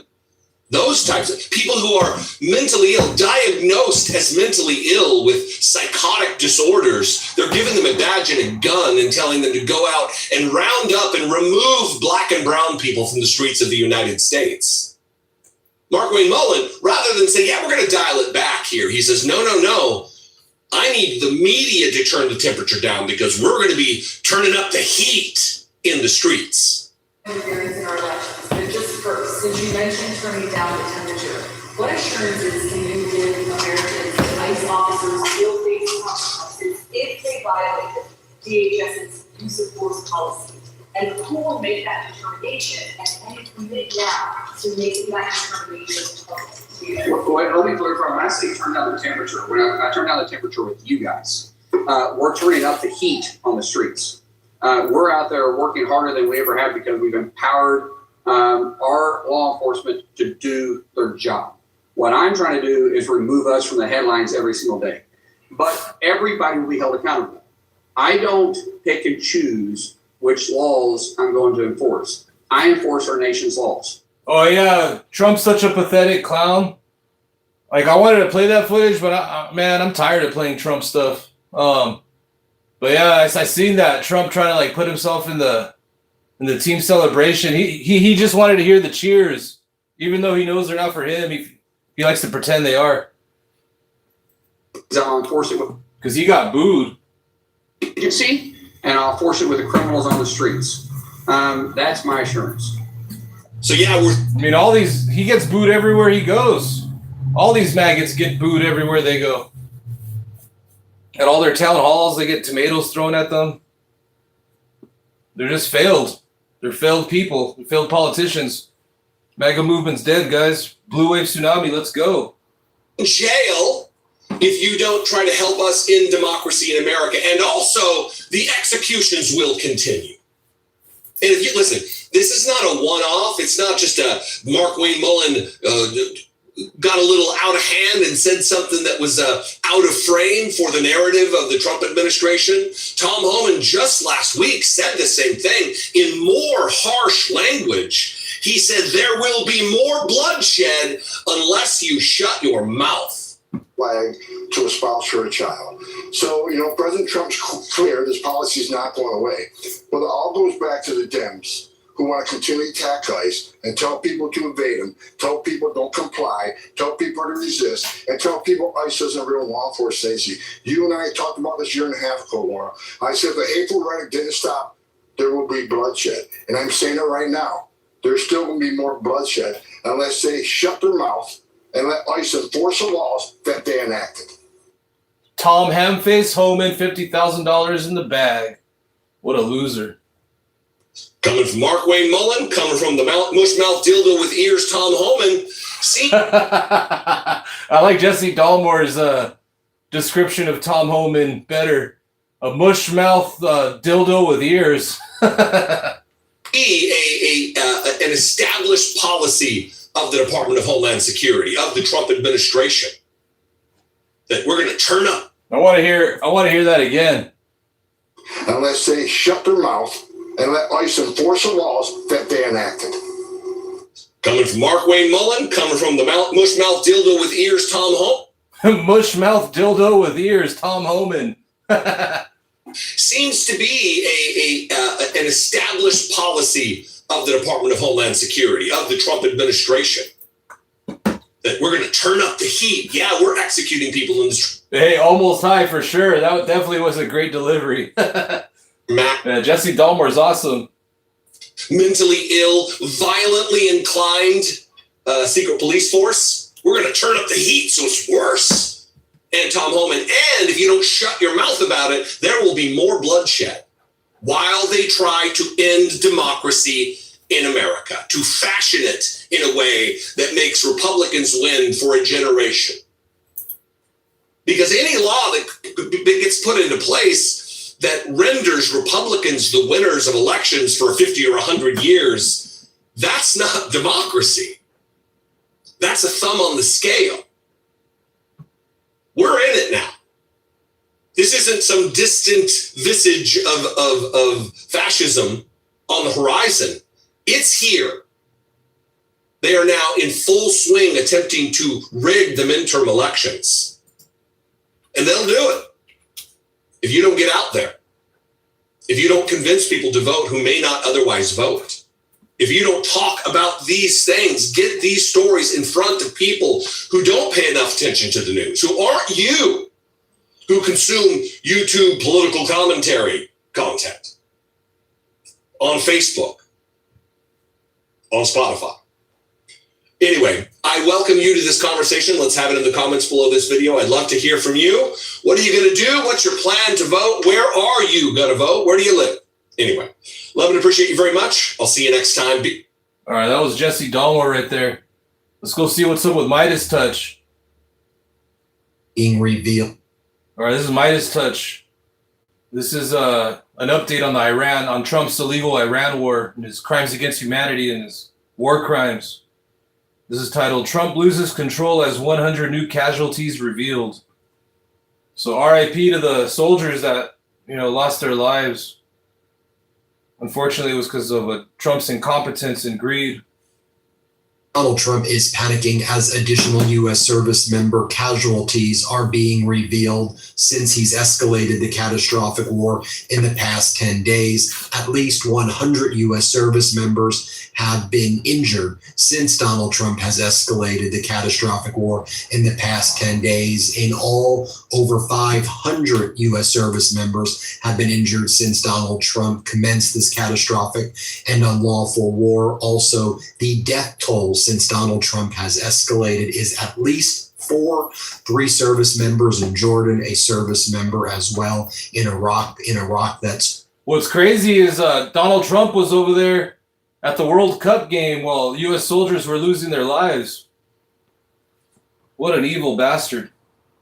Was by a drone where there was a controlled detonation of an Iranian drone that was allegedly captured. That's the story that CENTCOM is saying, but CENTCOM also lies about everything. And we know with Donald Trump's fraudulent numbers before and his entire life, it's usually a multiple of what the numbers that are being revealed are. So could it be 5, 7, 10x what he's actually saying?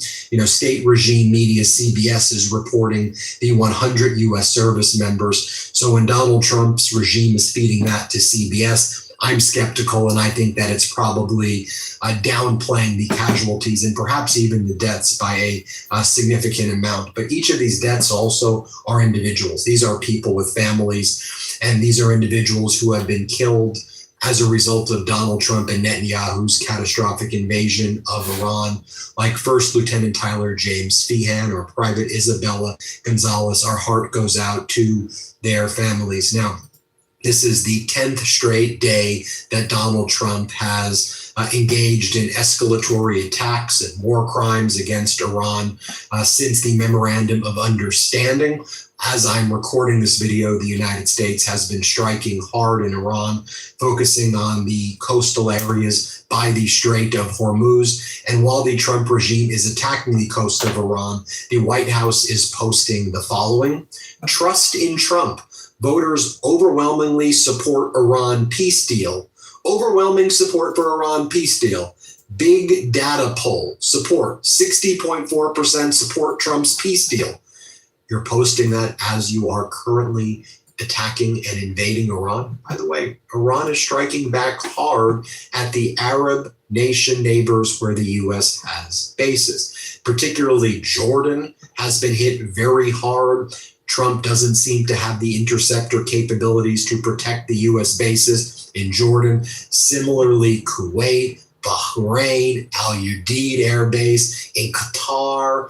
We've seen Iran also able to strike outposts in Syria, which CENTCOM denied, and now we know that Iran actually did strike that area. Similarly, when CENTCOM posted the other day that there were no U.S. casualties in the region, they knew that was false because they knew about all of the deaths that I had been talking about as well. Now, right now, strikes currently underway. Iran is responding with strikes of its own. We talked about the Washington Post report where top Army officials have been leaking to the Washington Post, also to the Wall Street Journal and others, that the U.S. has run out of munitions, that the U.S. simply doesn't have the military capabilities in the region anymore to even conduct this escalation, but nonetheless, Trump is conducting the escalation, and that Iran is striking back hard, and these U.S. service members, these U.S. soldiers are realizing that they're not protected by any purported security umbrella in the region. Now, Barack Ravid, Donald Trump's stenographer over at Axios, who purports to be a reporter, just posted, a senior American official tells me about talks for a possible ceasefire with Iran. Right now, President Trump is focused on making Iran pay for breaching the Memorandum of Understanding and for continuing its terrorist acts in the Strait of Hormuz. In addition, the president will make Iran pay for killing the American soldiers in Jordan. These devastating strikes will continue until the president decides otherwise. But the talks between us and Iran are ongoing. There's so many lies in there to begin with. And the Trump regime breached the Memorandum of Understanding the moment Donald Trump signed it and held it in Versailles. But just the Trump regime plan is what? If you keep on bombing and bombing and bombing, you think the lesson after these 5 months is that that will make Iran want to do a deal? Oh, now we're going to do a deal. You know, Iran has been escalating. It shows it has the capabilities to destroy these U.S. bases in the region. Iran is shooting out these salvos of 8 to 12 ballistic missiles at a time. 80% seem to be able to get through and strike these U.S. bases in the region, while Iran's able to fully control the Strait of Hormuz. There have been numerous tankers today that have tried to exit the Strait of Hormuz. A Greek-flagged tanker carrying Saudi oil that was struck by Iran earlier today and destroyed.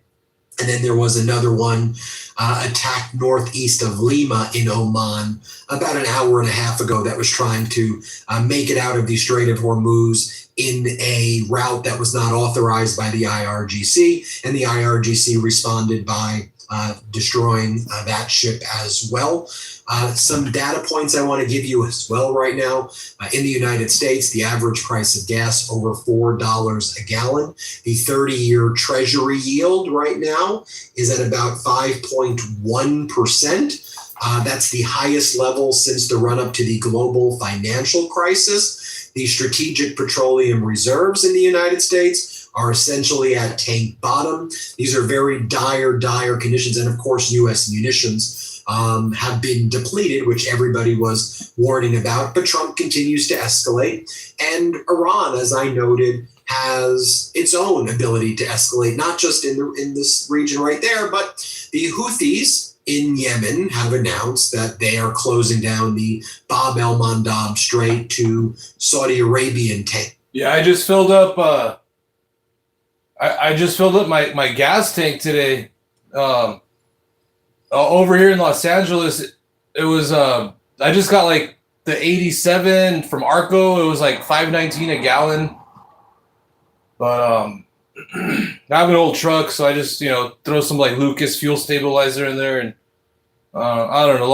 I have like a 20-gallon tank, and I get like 300 miles per tank. But anyways, I filled up my gas tank today because the gas prices are going to go up. I think they're gonna Iran's gonna activate the Houthis, is what Ben Meiselas is saying right now.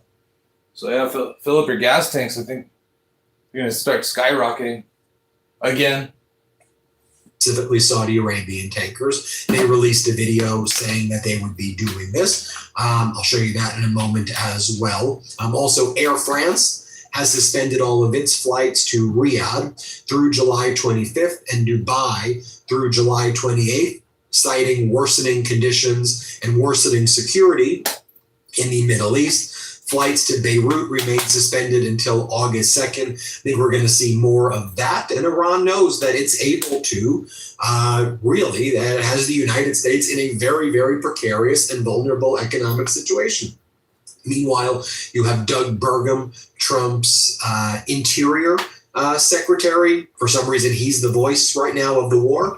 And so he just went on state regime media Fox, and he said, Donald Trump's bringing down the prices right now. No, he's not. Here, play this clip. Is there any way to work around Iran? That is to pump more, to develop more pipelines in the Mideast, to get around. God, this MAGA, Trump and his regime, his cabal, they really think we're stupid. They're over there gaslighting us, saying prices are down. It's like, yo, man, I just got 2 T-bone steaks for like $20. Under Biden, they were $10. But then again, all his MAGA cult base is low IQ, so they just take advantage of that. Iranian hub.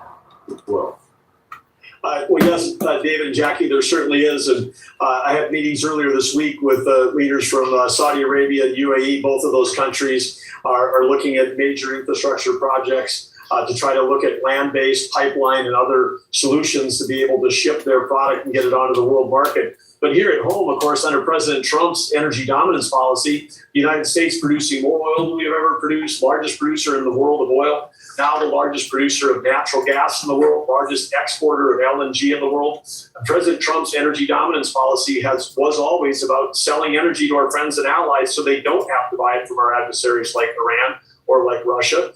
And as you saw, the prices plummeted last year when President Trump was elected. They will go down again under President Trump's policies. He's the one leader that knows how to get prices down. It's increased supply.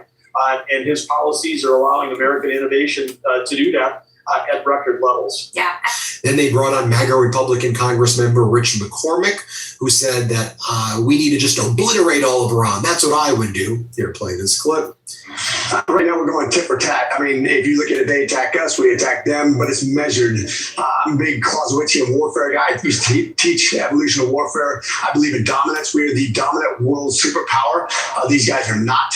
I would have been unrelenting to the end, but the president has a lot more information that I don't have, and I can't speak to that. But once again, he's trying to weigh how this affects inflation, gas prices, and a bunch of international relationships, which I don't have to deal with. I'm kind of idealistic when I come to dominating this horrible tyrannic regime that's evil.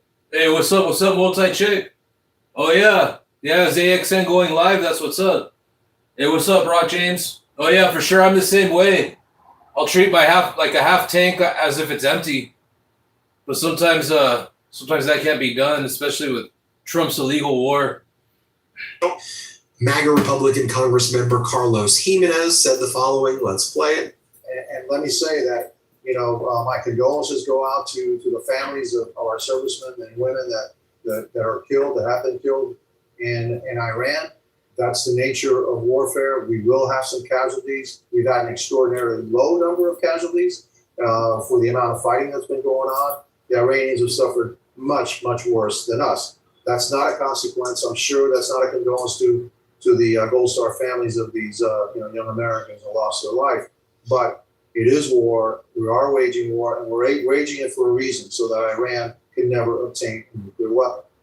And then you had Peter Navarro, one of Donald Trump's top trade advisors. He said the following. Let's play. To deal with Iran, if you think Iran would act responsibly with a nuclear weapon, just look at what they're doing now. They've got less discipline than a baby in diapers. They're just spraying their crap all over that area, like Qatar, Kuwait, Jordan, Saudi Arabia. Yeah. It's like...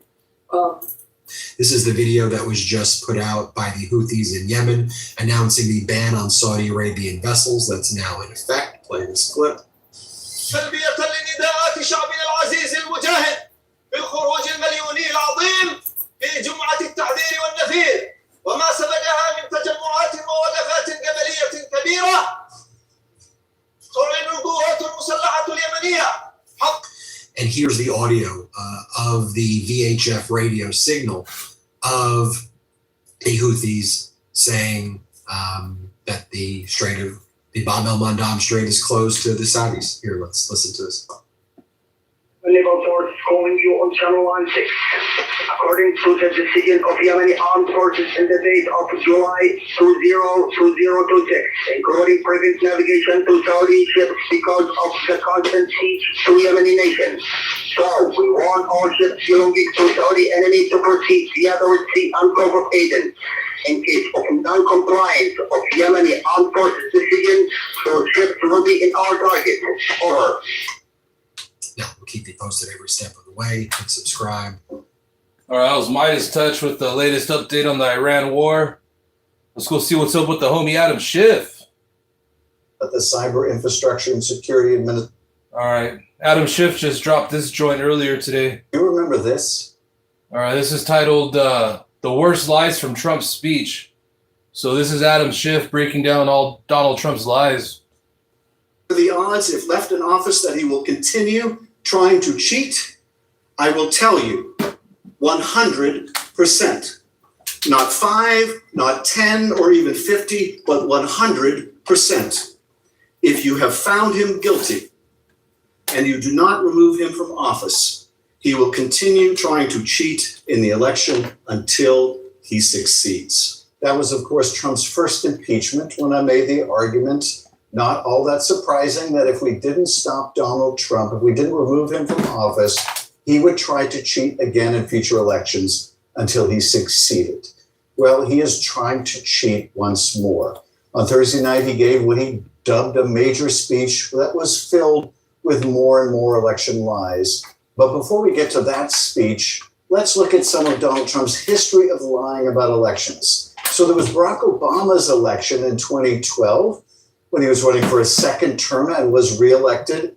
Here's what Donald Trump had to say about that election. This election is a total sham and a travesty. We are not a democracy. That, of course, was a lie. In 2016, when he won the presidential election, he still lied about it. In this case, he lied about losing the popular vote. because although he won the Electoral College, he lost the popular vote to Hillary Clinton. But he lied about that, saying that it was only because millions of undocumented people had somehow voted. But then there was the 2020 election, which brought on a cascade of Trump lies about the election that he lost. We were getting ready to win this election. Frankly, we did win this election. Lies that brought about a insurrection because he so riled up people to attack the Capitol and prevent the peaceful transfer of power. And after this, we're going to walk down, and I'll be there with you. We're going to walk down. We're going to walk down anyone you want, but I think right here, we're going to walk down to the Capitol, because you'll never take back our country with weakness. You have to show strength, and you have to be strong. Now, there were efforts at fraud in 2020, but those efforts at fraud were directed by the president himself. Who could forget his call with the Republican Secretary of State in Georgia, where he pleaded with the secretary to find 11,780 votes that did not exist, but just one more than necessary to overtake Joe Biden in that state. I just want to find 11,780 votes, which is one more than we have, because we won the state. I only need 11,000 votes. Fellas, I need 11,000 votes. Give me a break. There's nothing wrong with saying that, that you've recalculated. The irony here is the people who are supposed to watch our elections and stop election interference have been fired by Donald Trump. So he got rid of the commissioners on the Election Assistance Commission. He got rid of a lot of the personnel at the Cyber Infrastructure and Security Administration. He got rid of the people who look at foreign malign influence campaigns at the FBI and within the intelligence community. He has purged the offices that try to protect our elections, even as he continues to lie about them. But here was the way they billed this big speech last week that was full of more lies. Here's the White House press secretary. And you should report on the president's speech and the findings that he is going to reveal in this speech with a little bit of honesty and a little bit of integrity, because it will shock you. Well, Thursday's speech shocked people. It was shocking because it was so devoid of new information. Notwithstanding all the documents they declassified and dumped, there wasn't anything particularly new in what the president displayed, except the hype and the lies that went along with it. So President Trump claimed that China had acquired hundreds of millions of voter files and voter data. Here that is. Over a period of years, starting during the 2020 election cycle, the People's Republic of China carried out what is believed to be the largest compromise of election data in history, resulting in China's illicit acquisition of 220 million U.S. voter files. Members of the deep state, very, very famous group of people, many cases, in our intelligence agency work to actively suppress and downplay information about the extent of China's sinister election meddling, covering it up from both the president and the American people like nobody thought was possible. But here's the thing. Most states have public voter files. So China and every other country can get access to public voter files if they're determined to. So could you, for that matter, in 30 states. The Election Assistance Commission, the commissioners of which Trump just fired, have made it clear in an earlier report that most of those voter files are open to the public.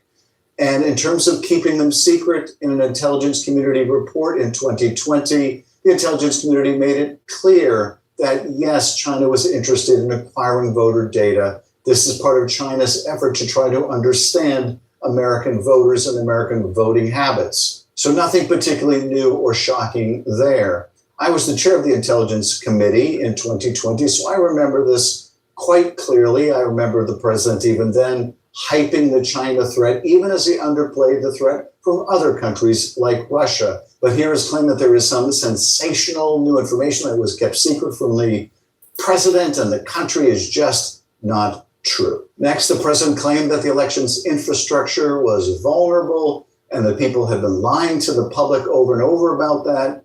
Here's the president. For many years, Americans were blatantly lied to about the security of our election infrastructure, including electronic voting machines and ballot counting systems, dishonest, almost all. They're vulnerable and they're easily compromised, and people within our government knew that. But the one being most dishonest is Donald Trump himself, because within those very documents he released, it also says this: for any number of reasons, it would, quote, be difficult to manipulate on a wide enough scale to alter the election outcome. So Trump goes on to claim that this vulnerability leaves us open to foreign interference in our elections. Here he is. This evidence shows that the election system we have dangerously exposes, and really exposes like levels never thought possible, to hacking, exploitation, and foreign interference. But this is again where Donald Trump is being disingenuous. Yes, other countries want to influence US elections. Many, Russia, China, Iran, North Korea, and many others try to influence our elections, sometimes through op-eds, sometimes through social media bots like the Russians tried to use, and through other means of influence. But there's no evidence in the documents that Donald Trump released that they've actually tinkered with votes, that they've gone in and changed votes. And his suggestions to the contrary are just more Trumpian lies. In fact, in a National Intelligence Council assessment released in 2020 and available to the president, it says there are, quote, no indications that any foreign actor attempted to alter any technical aspect of the voting process in the 2020 elections, including voter registration, casting ballots, vote tabulation, or reporting results. Now, they did indicate in that intelligence assessment that the Russians had a sophisticated influence operation that included all those bots out of St. Petersburg. This is what the report had to say on that score. We assessed that Russian President Putin authorized and a range of Russian government organizations conducted influence operations aimed at denigrating President Biden's candidacy and the Democratic Party, supporting former President Trump, undermining public confidence in the electoral process, and exacerbating sociopolitical divisions in the U.S. Unlike in 2016, we did not see persistent Russian cyber efforts to gain access to election infrastructure. We have high confidence in our assessment. Funny that he didn't mention that in his speech on Thursday night, but what he did state was that he wanted to take these actions because he wanted to stop foreign nations from actually altering the result. Here's that. My administration is in the process of notifying the states whose election data was compromised by the People's Republic of China and many others. We will be working closely to mitigate any harm, and we're taking swift action to ensure that sensitive voter data is better protected so we can never be bought, we can never be hacked, and we can never watch a stolen election again. This was denounced by one of Trump's own advisors, who after the speech said this. I don't know. The Intelligence Committee has zero evidence that someone has flipped that a foreign power flipped a vote in 2020, 22, or 24. The irony of all this, of course, is most of the elections that Trump has been complaining about, he and his party have won. In fact, this is how Thomas Massie, a Republican, summed things up. But I don't think the problem, is that our elections aren't secure, because we control the House, we control the Senate, we control the White House, and in some degree we control the Supreme Court. So I asked my Republican colleagues, why are you complaining about election fraud?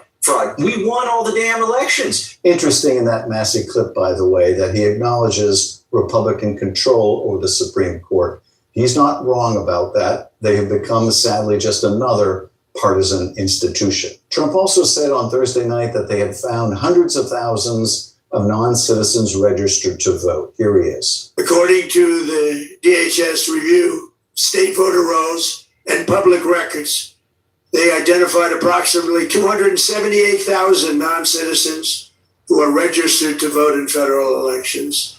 Since Democrat states refuse to share their voter files, the real number is actually much higher than that. Now, we have no idea where Trump got this number, but we have seen that DHS, when they have scoured voter rolls, have identified a lot of citizens as falsely being non-citizens. So this part of the speech, like every other part of the speech, is highly dubious and not to be relied upon. According to the conservative Heritage Foundation, just under 100 non-citizens have been convicted of illegally voting or registering to vote since 1982. That's 100 people since 1982 over elections in which billions of people have voted. That gives you some sense of the scale of this problem. But let's face it, what this is really about is not election security. It's about their losing an election in the midterms. Their fears that the president's backtracking from his promises, the war in Iran, the rising cost of living are going to get them creamed in the midterms. This is all about the midterms, nothing less and nothing more. Eric Schmidt said the quiet part out loud. Because we want to get this done in time for it to matter in 2026. Not surprisingly, because no presidential speech is complete without making false statements about California. Yeah, Adam Schiff made a good video right here, bringing all the receipts and the facts. And Donald Trump's doing whatever he can because he knows he's going to be impeached, removed, and imprisoned come midterms. The president threw some digs at the Golden State. As one example of the insanity, California's recent election for mayor of LA and governor was held on June 2nd, long time ago, but it was just completed a few days ago on July 10th. Think of that, much more than 1 month. Took a month to count the votes. I wonder what they were doing. This is worse than any third world country. There's no third world country that has elections like we have. In fact, the vast majority of ballots were counted within 13 days in California, but California law gives the Secretary of State 30 days to make the final certification of the result. That doesn't mean those races weren't called for 30 days. It's just Donald Trump once again misrepresenting the facts about the Golden State. The White House press secretary really put this all in context when she was asked, will the president accept the results in the midterms? Here was her answer. Will the president accept the results of November's election? Look, Ed, you should tune into the president's speech tonight before you jump ahead to conclusions about what's actually in the speech. So that non-answer really tells it all. The president is trying to lay the foundation to dispute the election, an election he believes he will lose and lose handily.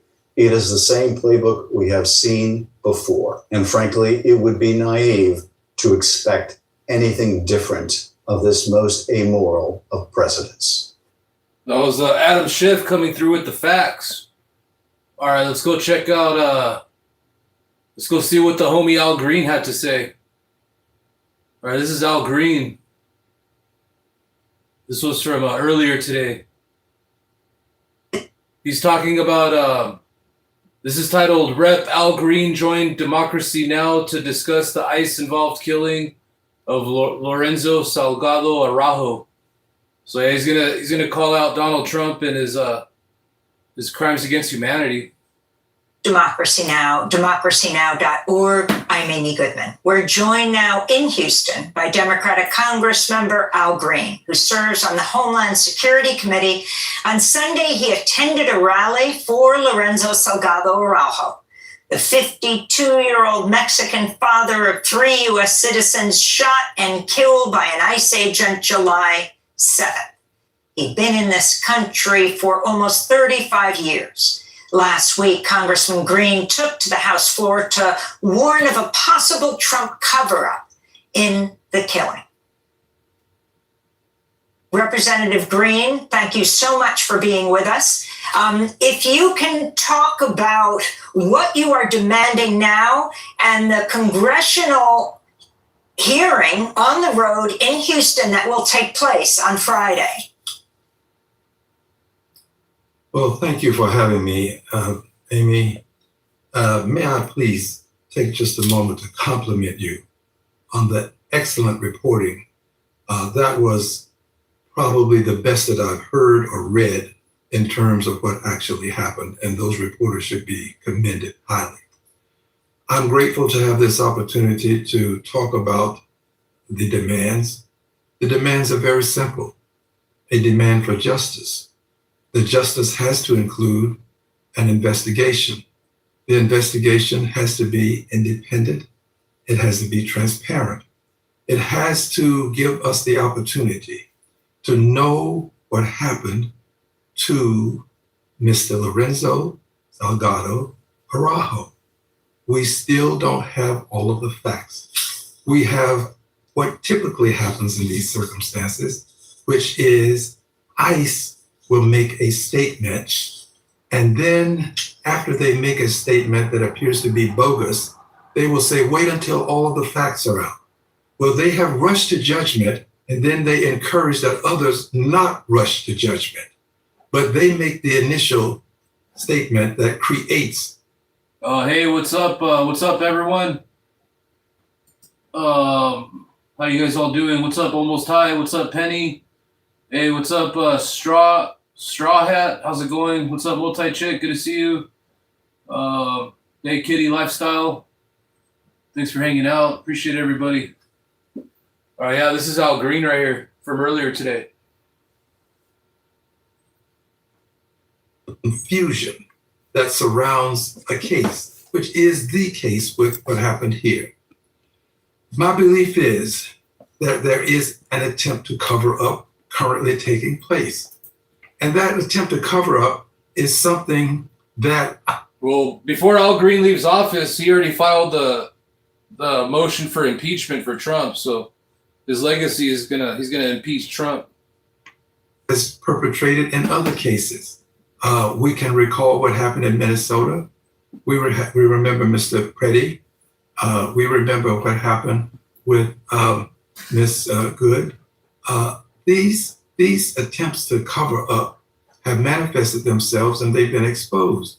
And that's what's happening now. And Amy, it's done for a given reason. You take all of the evidence and you don't share it with any of the local constabulary. And in so doing, you can present the case to the grand jury.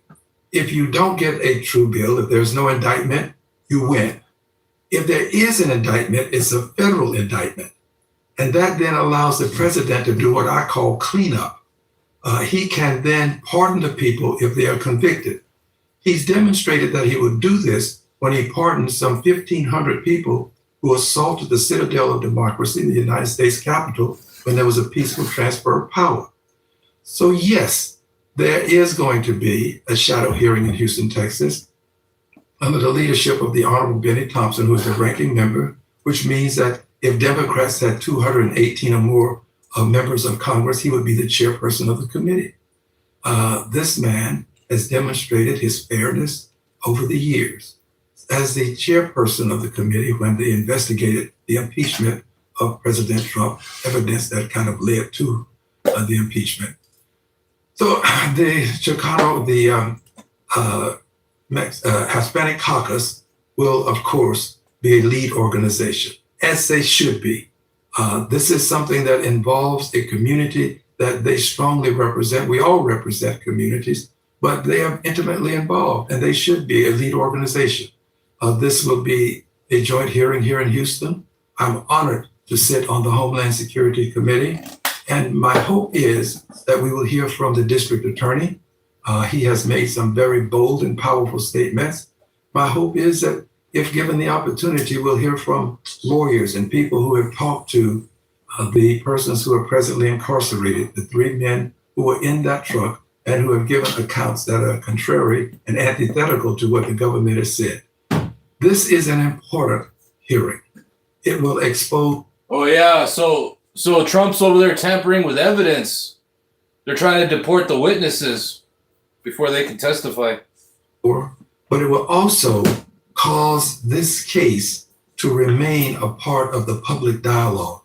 Unfortunately, these things happen with a degree of rapidity such that we have one circumstance that we're trying to understand, and we find ourselves moving on to another circumstance that we don't understand. We've had something to happen now in Maine, and the cameras will move to Maine. And as a result, what has happened here will somehow become secondary or tertiary news. We have to make it primary news, and this is one of the reasons why this shadow hearing is so important. Can you talk about the relationship between the African American community, Congressmember Al Green, and the Latino community. So often attempts are made to pit them against each other. Talk about the coalescing right now in Houston around the death of Mr. Salgado Araujo. The best evidence of it is what took place last night at the Community of Faith. This is a church under the leadership of Bishop James Dixon. And there was a cross-section of persons there from all faiths, generally speaking.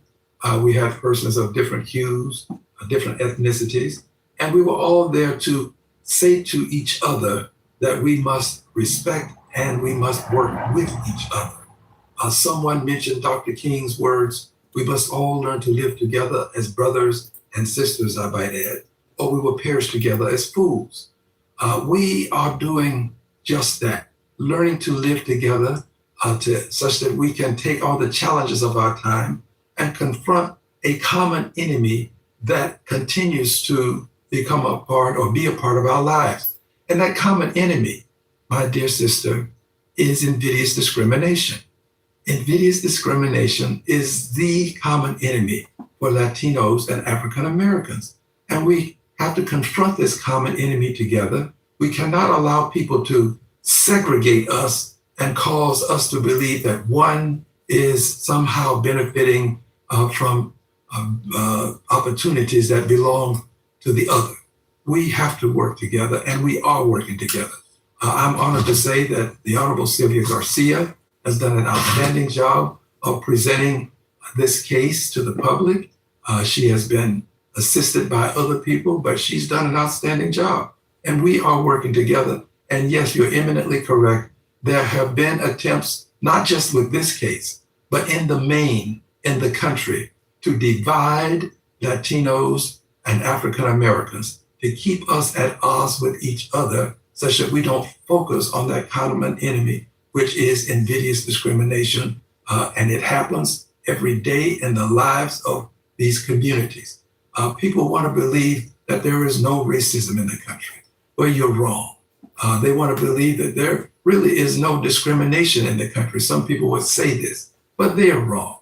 It does exist. Now, does it exist to the same extent that it did some 100 years ago when we had lawful segregation, which was a form of racism? No, it doesn't exist to that same extent, but it does exist to the extent that it has an impact on the daily lives of people working in the country. And we have to fight it. And we are working together. And my hope is that this will give us greater unity. This man's life can stand for a lot of things, but in dying, he can also do something that we may not have done but for his death. And God forgive me for having to even say that, but maybe it will cause us to realize that we're all in the same boat. Some of us may be here from different places, but we're in the same boat now, and we should move together in this same boat toward liberty and justice for all. Well, I want to thank you, Democratic Congress. All right, so that was the homie Al Green right there, giving an update on Trump's Gestapo goons murdering innocent people in cold blood, execution style. All right, let's go to a commercial break real quick, guys. My executive producer just texted me saying that we need to go to a commercial break. Let me see if I can find it.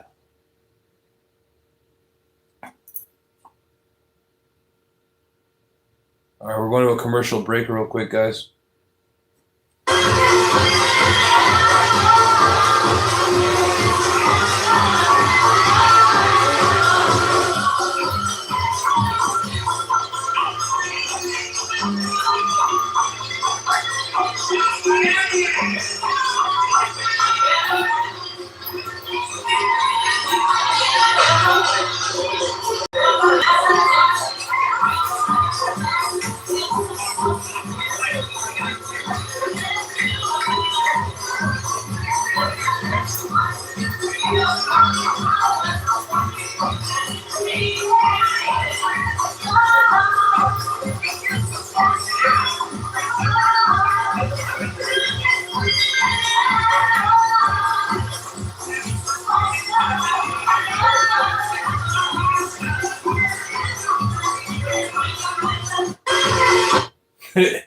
It's funny hearing these maggots cry and cope while they're watching their daddy, their orange turd daddy over here with Epstein.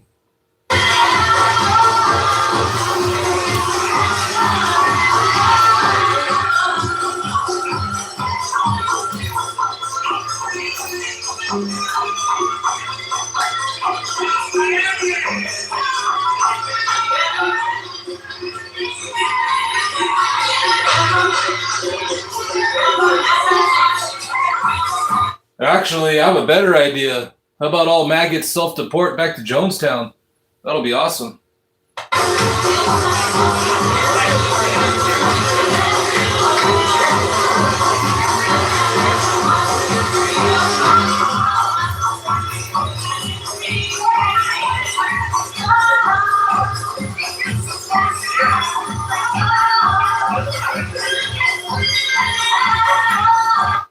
Hey, what's up, Dark Mule? You suffer from TDS, Trump devotion syndrome? Well, there's a cure for that. All you got to do is delete Fox News, otherwise known as state regime media, off your phone.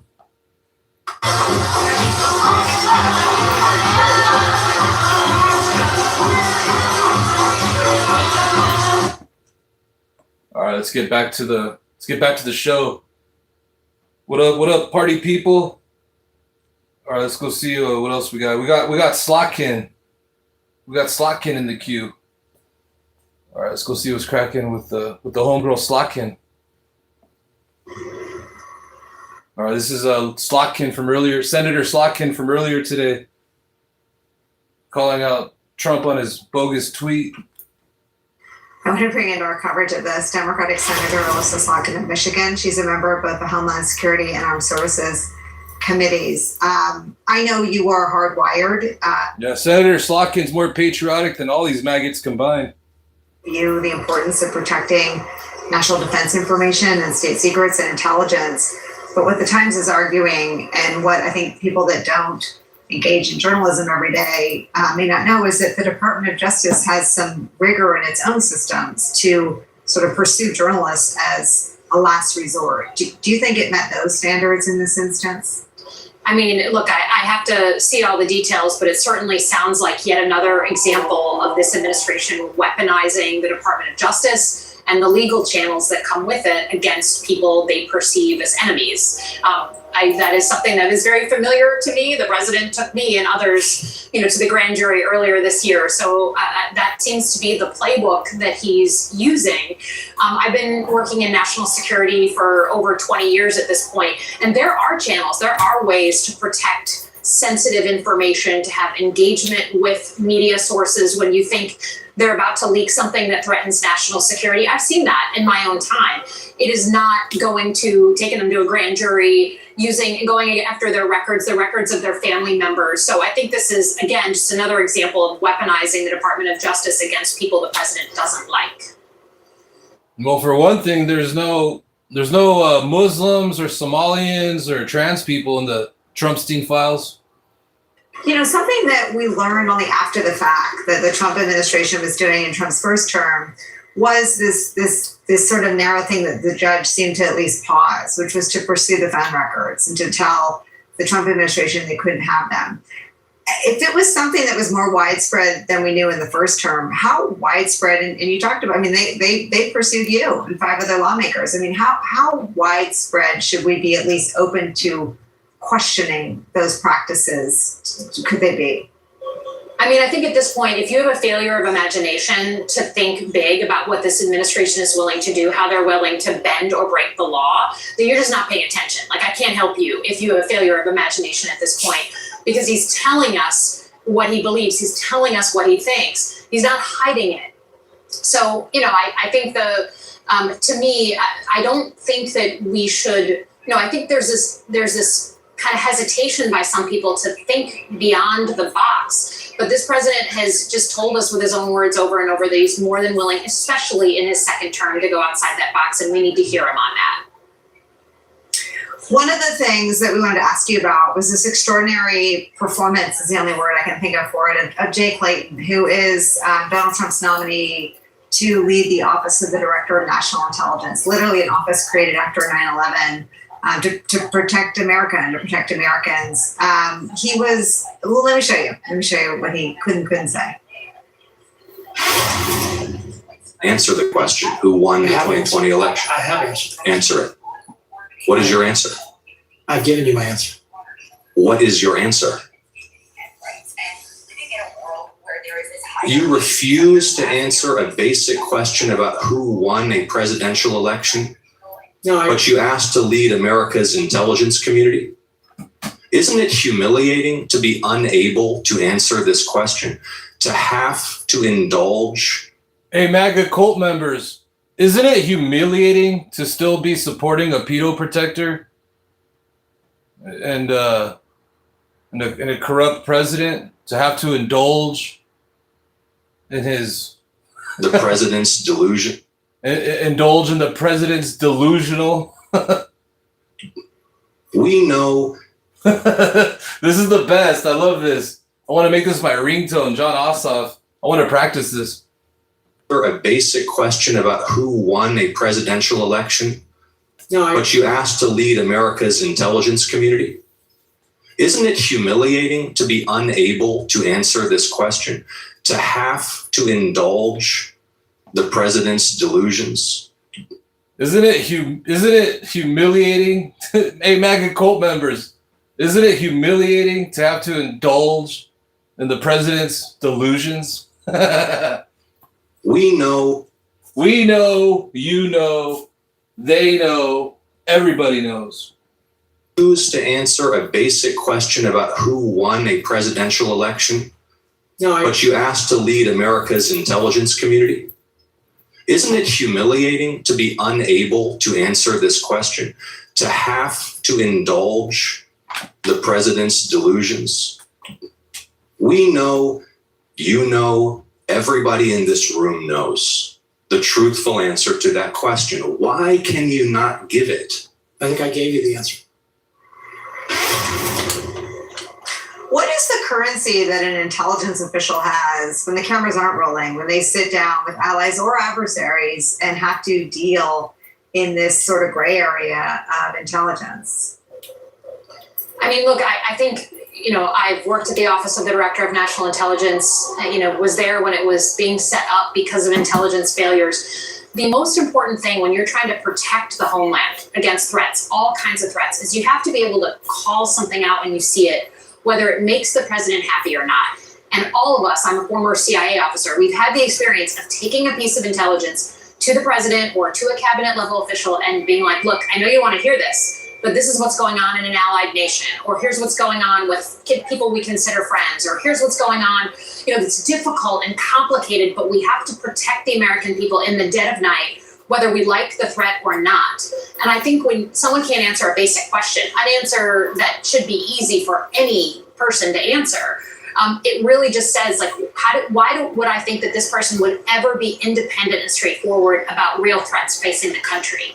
I put a piece of legislation in that says, even if you're going to be the acting DNI, you got to have some national security background. The guy's never had a security clearance. He's never handled classified information. So I think the whole episode, I think one day, historians will look back at this moment and the answers that so many of these nominees, theoretically very smart people, accomplished people, some of them, who came onto the stage of their confirmation hearing.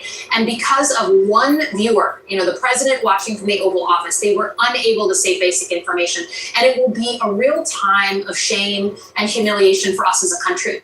And the fear that they are living through, and as demonstrated by not being able to answer the question, is just so amazing and visible to the whole world. It's like the emperor has no clothes, and these guys are like, yeah, he's wearing full clothes. And so I think historians will study his answer and other nominees who have said the same. Do you think it'll change the way people share sensitive classified information with the United States of America? I think we're already seeing that. I think that intelligence agencies who have long worked alongside the United States, who have shared information with us, who have considered us the gold standard, are now hedging their bets. I mean, they're basically saying, okay, we'll still cooperate with the United States, but we better have our own channels. We better have our own, like, kind of trust but verify policies on what the Americans pass. We better be really, really careful on what we pass the Americans, because something can be used, manipulated, exposed. And I think it is part of this sort of astonishment that's going on across the world of what has happened to the United States and our security relationships. I mean, on that front, Trump is engaged in an all-out war on voting and election integrity. I know you've been on top of the effort to limit people's access to and right to vote by mail. What is your sense of how successful Trump will be in his effort to use the United States Postal Service in his election suppression campaign? Yeah, he tweeted about me last night about, my sort of concerns that the Postal Service was going to curb mail-in voting. But it's part of a much bigger story. And I think we need to be honest, especially after the primetime address that the president did this week. The president is using an authoritarian playbook that I have seen tons of times abroad, where he's sowing misinformation and disinformation about our elections because he thinks his team's going to lose. The man has basically said, including at the State of the Union, if my team loses, the system was rigged. When he wins, the elections were great. But when he loses, they're all fake. And he's building a case. And part of that is what he's doing with the U.S. Postal Service, trying to limit who can send in mail-in ballots. He's giving these addresses. He's gutting the VRA. He's doing all of these things. And I think what it tends to culminate in, this authoritarian playbook, it culminates in him creating a security incident that requires uniformed military or federal law enforcement to go to the polls, to surround polls, to collect ballots, voting machines. And I think we need to be clear-eyed about that he is laying out this playbook ahead of November. And so we don't need to pick on each little thing that he does. We need to stand back and from 40,000 feet and see what's happening. Just quickly, I mean, his story, his bigger story would have his base of voters believe that Presidents Obama and Biden ran fair and secure elections and he didn't. Do you think that slows the effort, or do you think that turbocharges it because it's so audacious? I think that honestly, I think sometimes right now he counts on the American people somehow being dumb, and they're not, right? That primetime address that he gave last week was, one, the economy is the... Well, actually, all the MAGA cult members are all low IQ. I mean, if they weren't so low IQ, they wouldn't be racist. Ever been gas price here. So I don't know what makes his case stronger or worse. I just know that he is treating the American public like they're dumb, and they are not dumb. All right, so that was Slotkin right there. All right, let's go see what kind of moves were made on the House floor proceedings.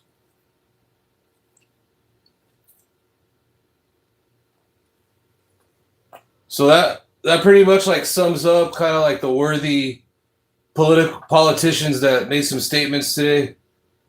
I mean, Tom Hamface Homan did a little presser, but who wants to hear that clown? All right, let's. So these are the U.S. House floor proceedings from earlier today, this morning. Let's see what's cracking here.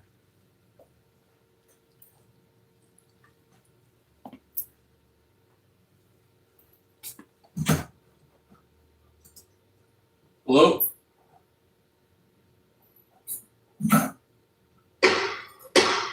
Hello? Members, please take your conversations off the floor.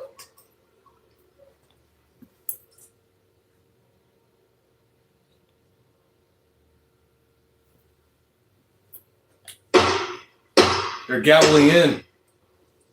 Where's MAGA grinder Micro Johnson?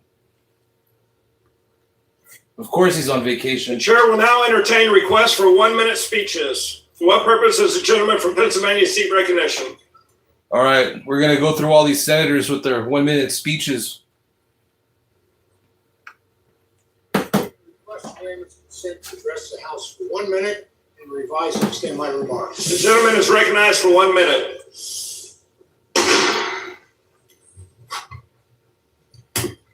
Mr. Speaker, I rise today to recognize Denise Mendeler for her commitment to the Special Olympics. Denise, a longtime resident of Potter County, Pennsylvania, has participated in the Special Olympics for 47 years. This incredible organization provides children and adults with All right, nobody wants to hear this Republican. Let's go to the next speaker. Let's see what she has to say. Gentlelady from Illinois is recognized for 1 minute. Mr. Speaker, I rise today to thank my Chief of Staff, Matt McMurray, for his service to my office in the 2nd Congressional District of Illinois. Matt has been with me since day one. When we first met back in 2013, he was a very young man, fresh out of college, starting out as my staff assistant and deputy scheduler. Over the last 13 years, I've watched. All right, she's talking some nonsense. Let's go to the next speaker. Officer Gabriel Veras Jr. All right, they're not talking about Trump's corruption or ICE goons. Moving on. Mr. Speaker, I rise to salute the leaders and the members of the Mount Vernon, New York branch. All right. What's up with these people? Why aren't they talking about good topics? Now, while Americans struggle to pay for grant, All right, here we go. She's talking about something real now. it's been real quiet in this chamber. Without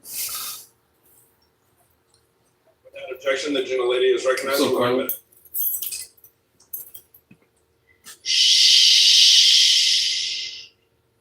Mr. Speaker, Mr. Speaker, Mr. Speaker, it's been real quiet in this chamber about who's profiting from the presidency. Yeah, let's go. Now, while Americans struggle to pay for gas and groceries, our President Trump is making billions.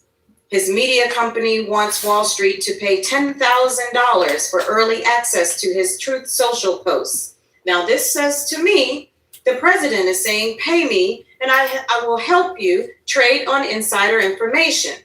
Wall Street eats and we get the bill.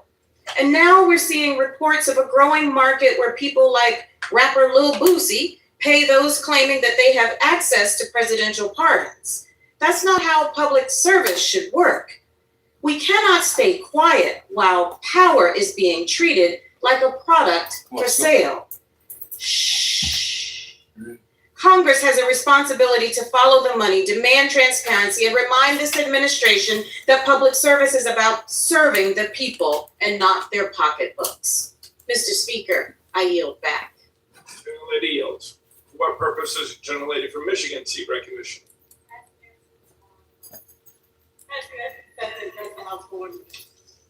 Gentlelady is recognized for 1 minute. This is Black Mental Health Week, and it's a time for action. We can save countless Black mothers from preventable death. Michigan has one of the highest death rates among Black pregnant people because our health system fails to provide comprehensive and accessible health care. Folks here may not know this, but mental health is the leading cause of maternal deaths. And Black women in our country are the most underreported and undertreated.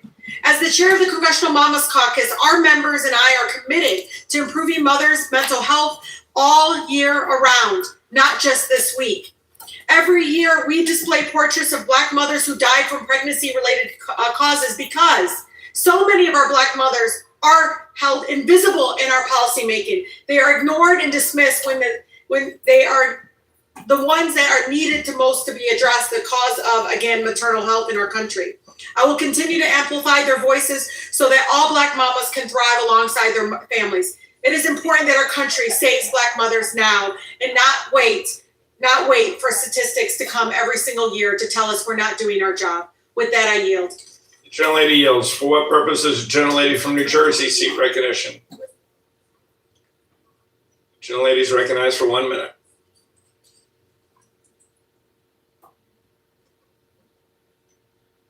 Mr. Speaker, I rise today to honor the life and legacy of Joanne Rajopi, the longtime Union County clerk who dedicated more than 5 decades to public service and passed away on Thursday, July 16th at the age of 78.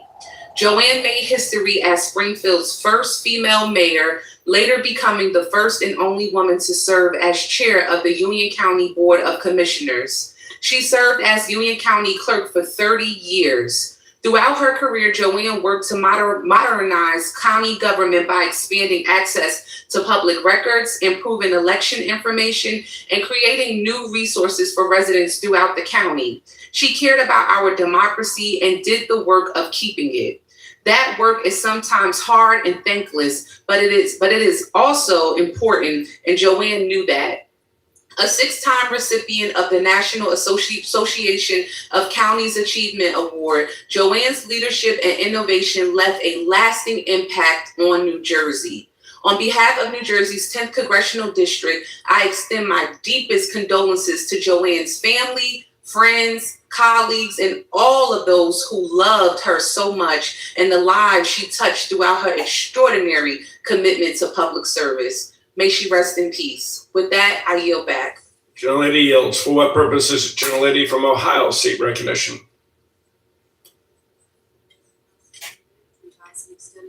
Gentlelady from Ohio is recognized for 1 minute. Mr. Speaker, I rise with profound sorrow over the deaths of 3 American soldiers, service members killed in Jordan and Iraq, as dozens more were injured. In the hearts of the American people, they're filled with grief and abiding gratitude to their beloved families, colleagues, and friends. Last February, President Trump told us his undeclared war of choice on Iran was only supposed to last 4 days. We are now on day 143 with no end in sight, heading toward 5 months. Curiously, in June, President Trump said, and I quote, "It's a little bit unfair for Iran not to have some ballistic missiles." Now, their missiles claim the lives of 25-year-old James Feehan of Hawaii, 19-year-old Isabella Gonzalez of Texas, and the life of a soldier whose name we don't yet know, plus dozens of injured troops. Billions of tax dollars are being spent and shifted by the Trump administration, ballooning our gaping federal debt without an approval vote by Congress. May God bless our troops. May the leaders of the president's party in our U.S. House and Senate answer the vital questions: what does victory in the Middle East look like? And across the region, where thus far the only troops on the ground are soldiers from the United States, where is the coalition for peace? Thank you, Mr. Speaker. I yield back. Gentlelady yields. For what purpose does the gentleman from California seek recognition? The gentleman from California is recognized for 1 minute. Mr. Speaker, I rise today to recognize my good friend, Peter DeMarco, for his 25 years of service to the constituents of Orange County. Most recently, Peter served in the Orange County Executive Office, where he was the county's top principal advocate at the California Legislature and U.S. Congress. Peter worked for Orange County residents to support funding for public safety, healthcare, housing, and veteran services. And now, Peter begins a new chapter of public service with Costa Mesa Water District. On behalf of the people of California's 46th Congressional District and the people of Orange County, I want to congratulate Peter on his new position and wish you continued success in the future. Thank you, Peter. And Mr. Speaker, thank you, and I yield. Votes. Under the Speaker's announced policy of January 3rd, 2025, the gentleman from New York, Mr. Lilota, is recognized for 60 minutes as the designee of the Majority Leader. Mr. Speaker, I ask unanimous consent that all members may have 5 legislative days in which to revise and extend their remarks and include extraneous material on the topic of this special order. Without objection. Thank you, Mr. Speaker. Tonight, I am honored to host this special order in recognition of the 100th anniversary of the Long Island Association. Mr. Speaker. All right, guys. It's been stimulating, folks, but Carlo and I are going to go on a mission. What's up, Carlo? You ready to go on a mission? Hey, sit. Stretch it. Good boy. We're going to go get some carne asada fries. You hungry? You want to get some carne asada fries? All right, good boy. All right, you guys. Hey, I'll catch you guys all later. I'm going to go on a midnight munchie mission. All right, thanks for everyone that tuned in. Appreciate it. Later, Kitty. Later, JFO. Catch you guys all later. Hope you guys all have a good Monday night. Hey, what's up, Mort? It's good to see you. Almost high. Catch you later. All right. What up, Richie? Vegetarian? That's what's up. Nothing. That's awesome. Yeah, it's probably a good idea to be a vegetarian these days with Donald Trump's screwworm going around and his explosive diarrhea. But anyways, I hope you guys all stay safe from Donald Trump's explosive diarrhea out there. But yeah, tomorrow we'll tune in and we'll check out Pete Hegseth's going to have like a Senate hearing tomorrow, so we'll check that out. That should be pretty interesting. All right, peace out, everybody. Hope you guys all have a good one.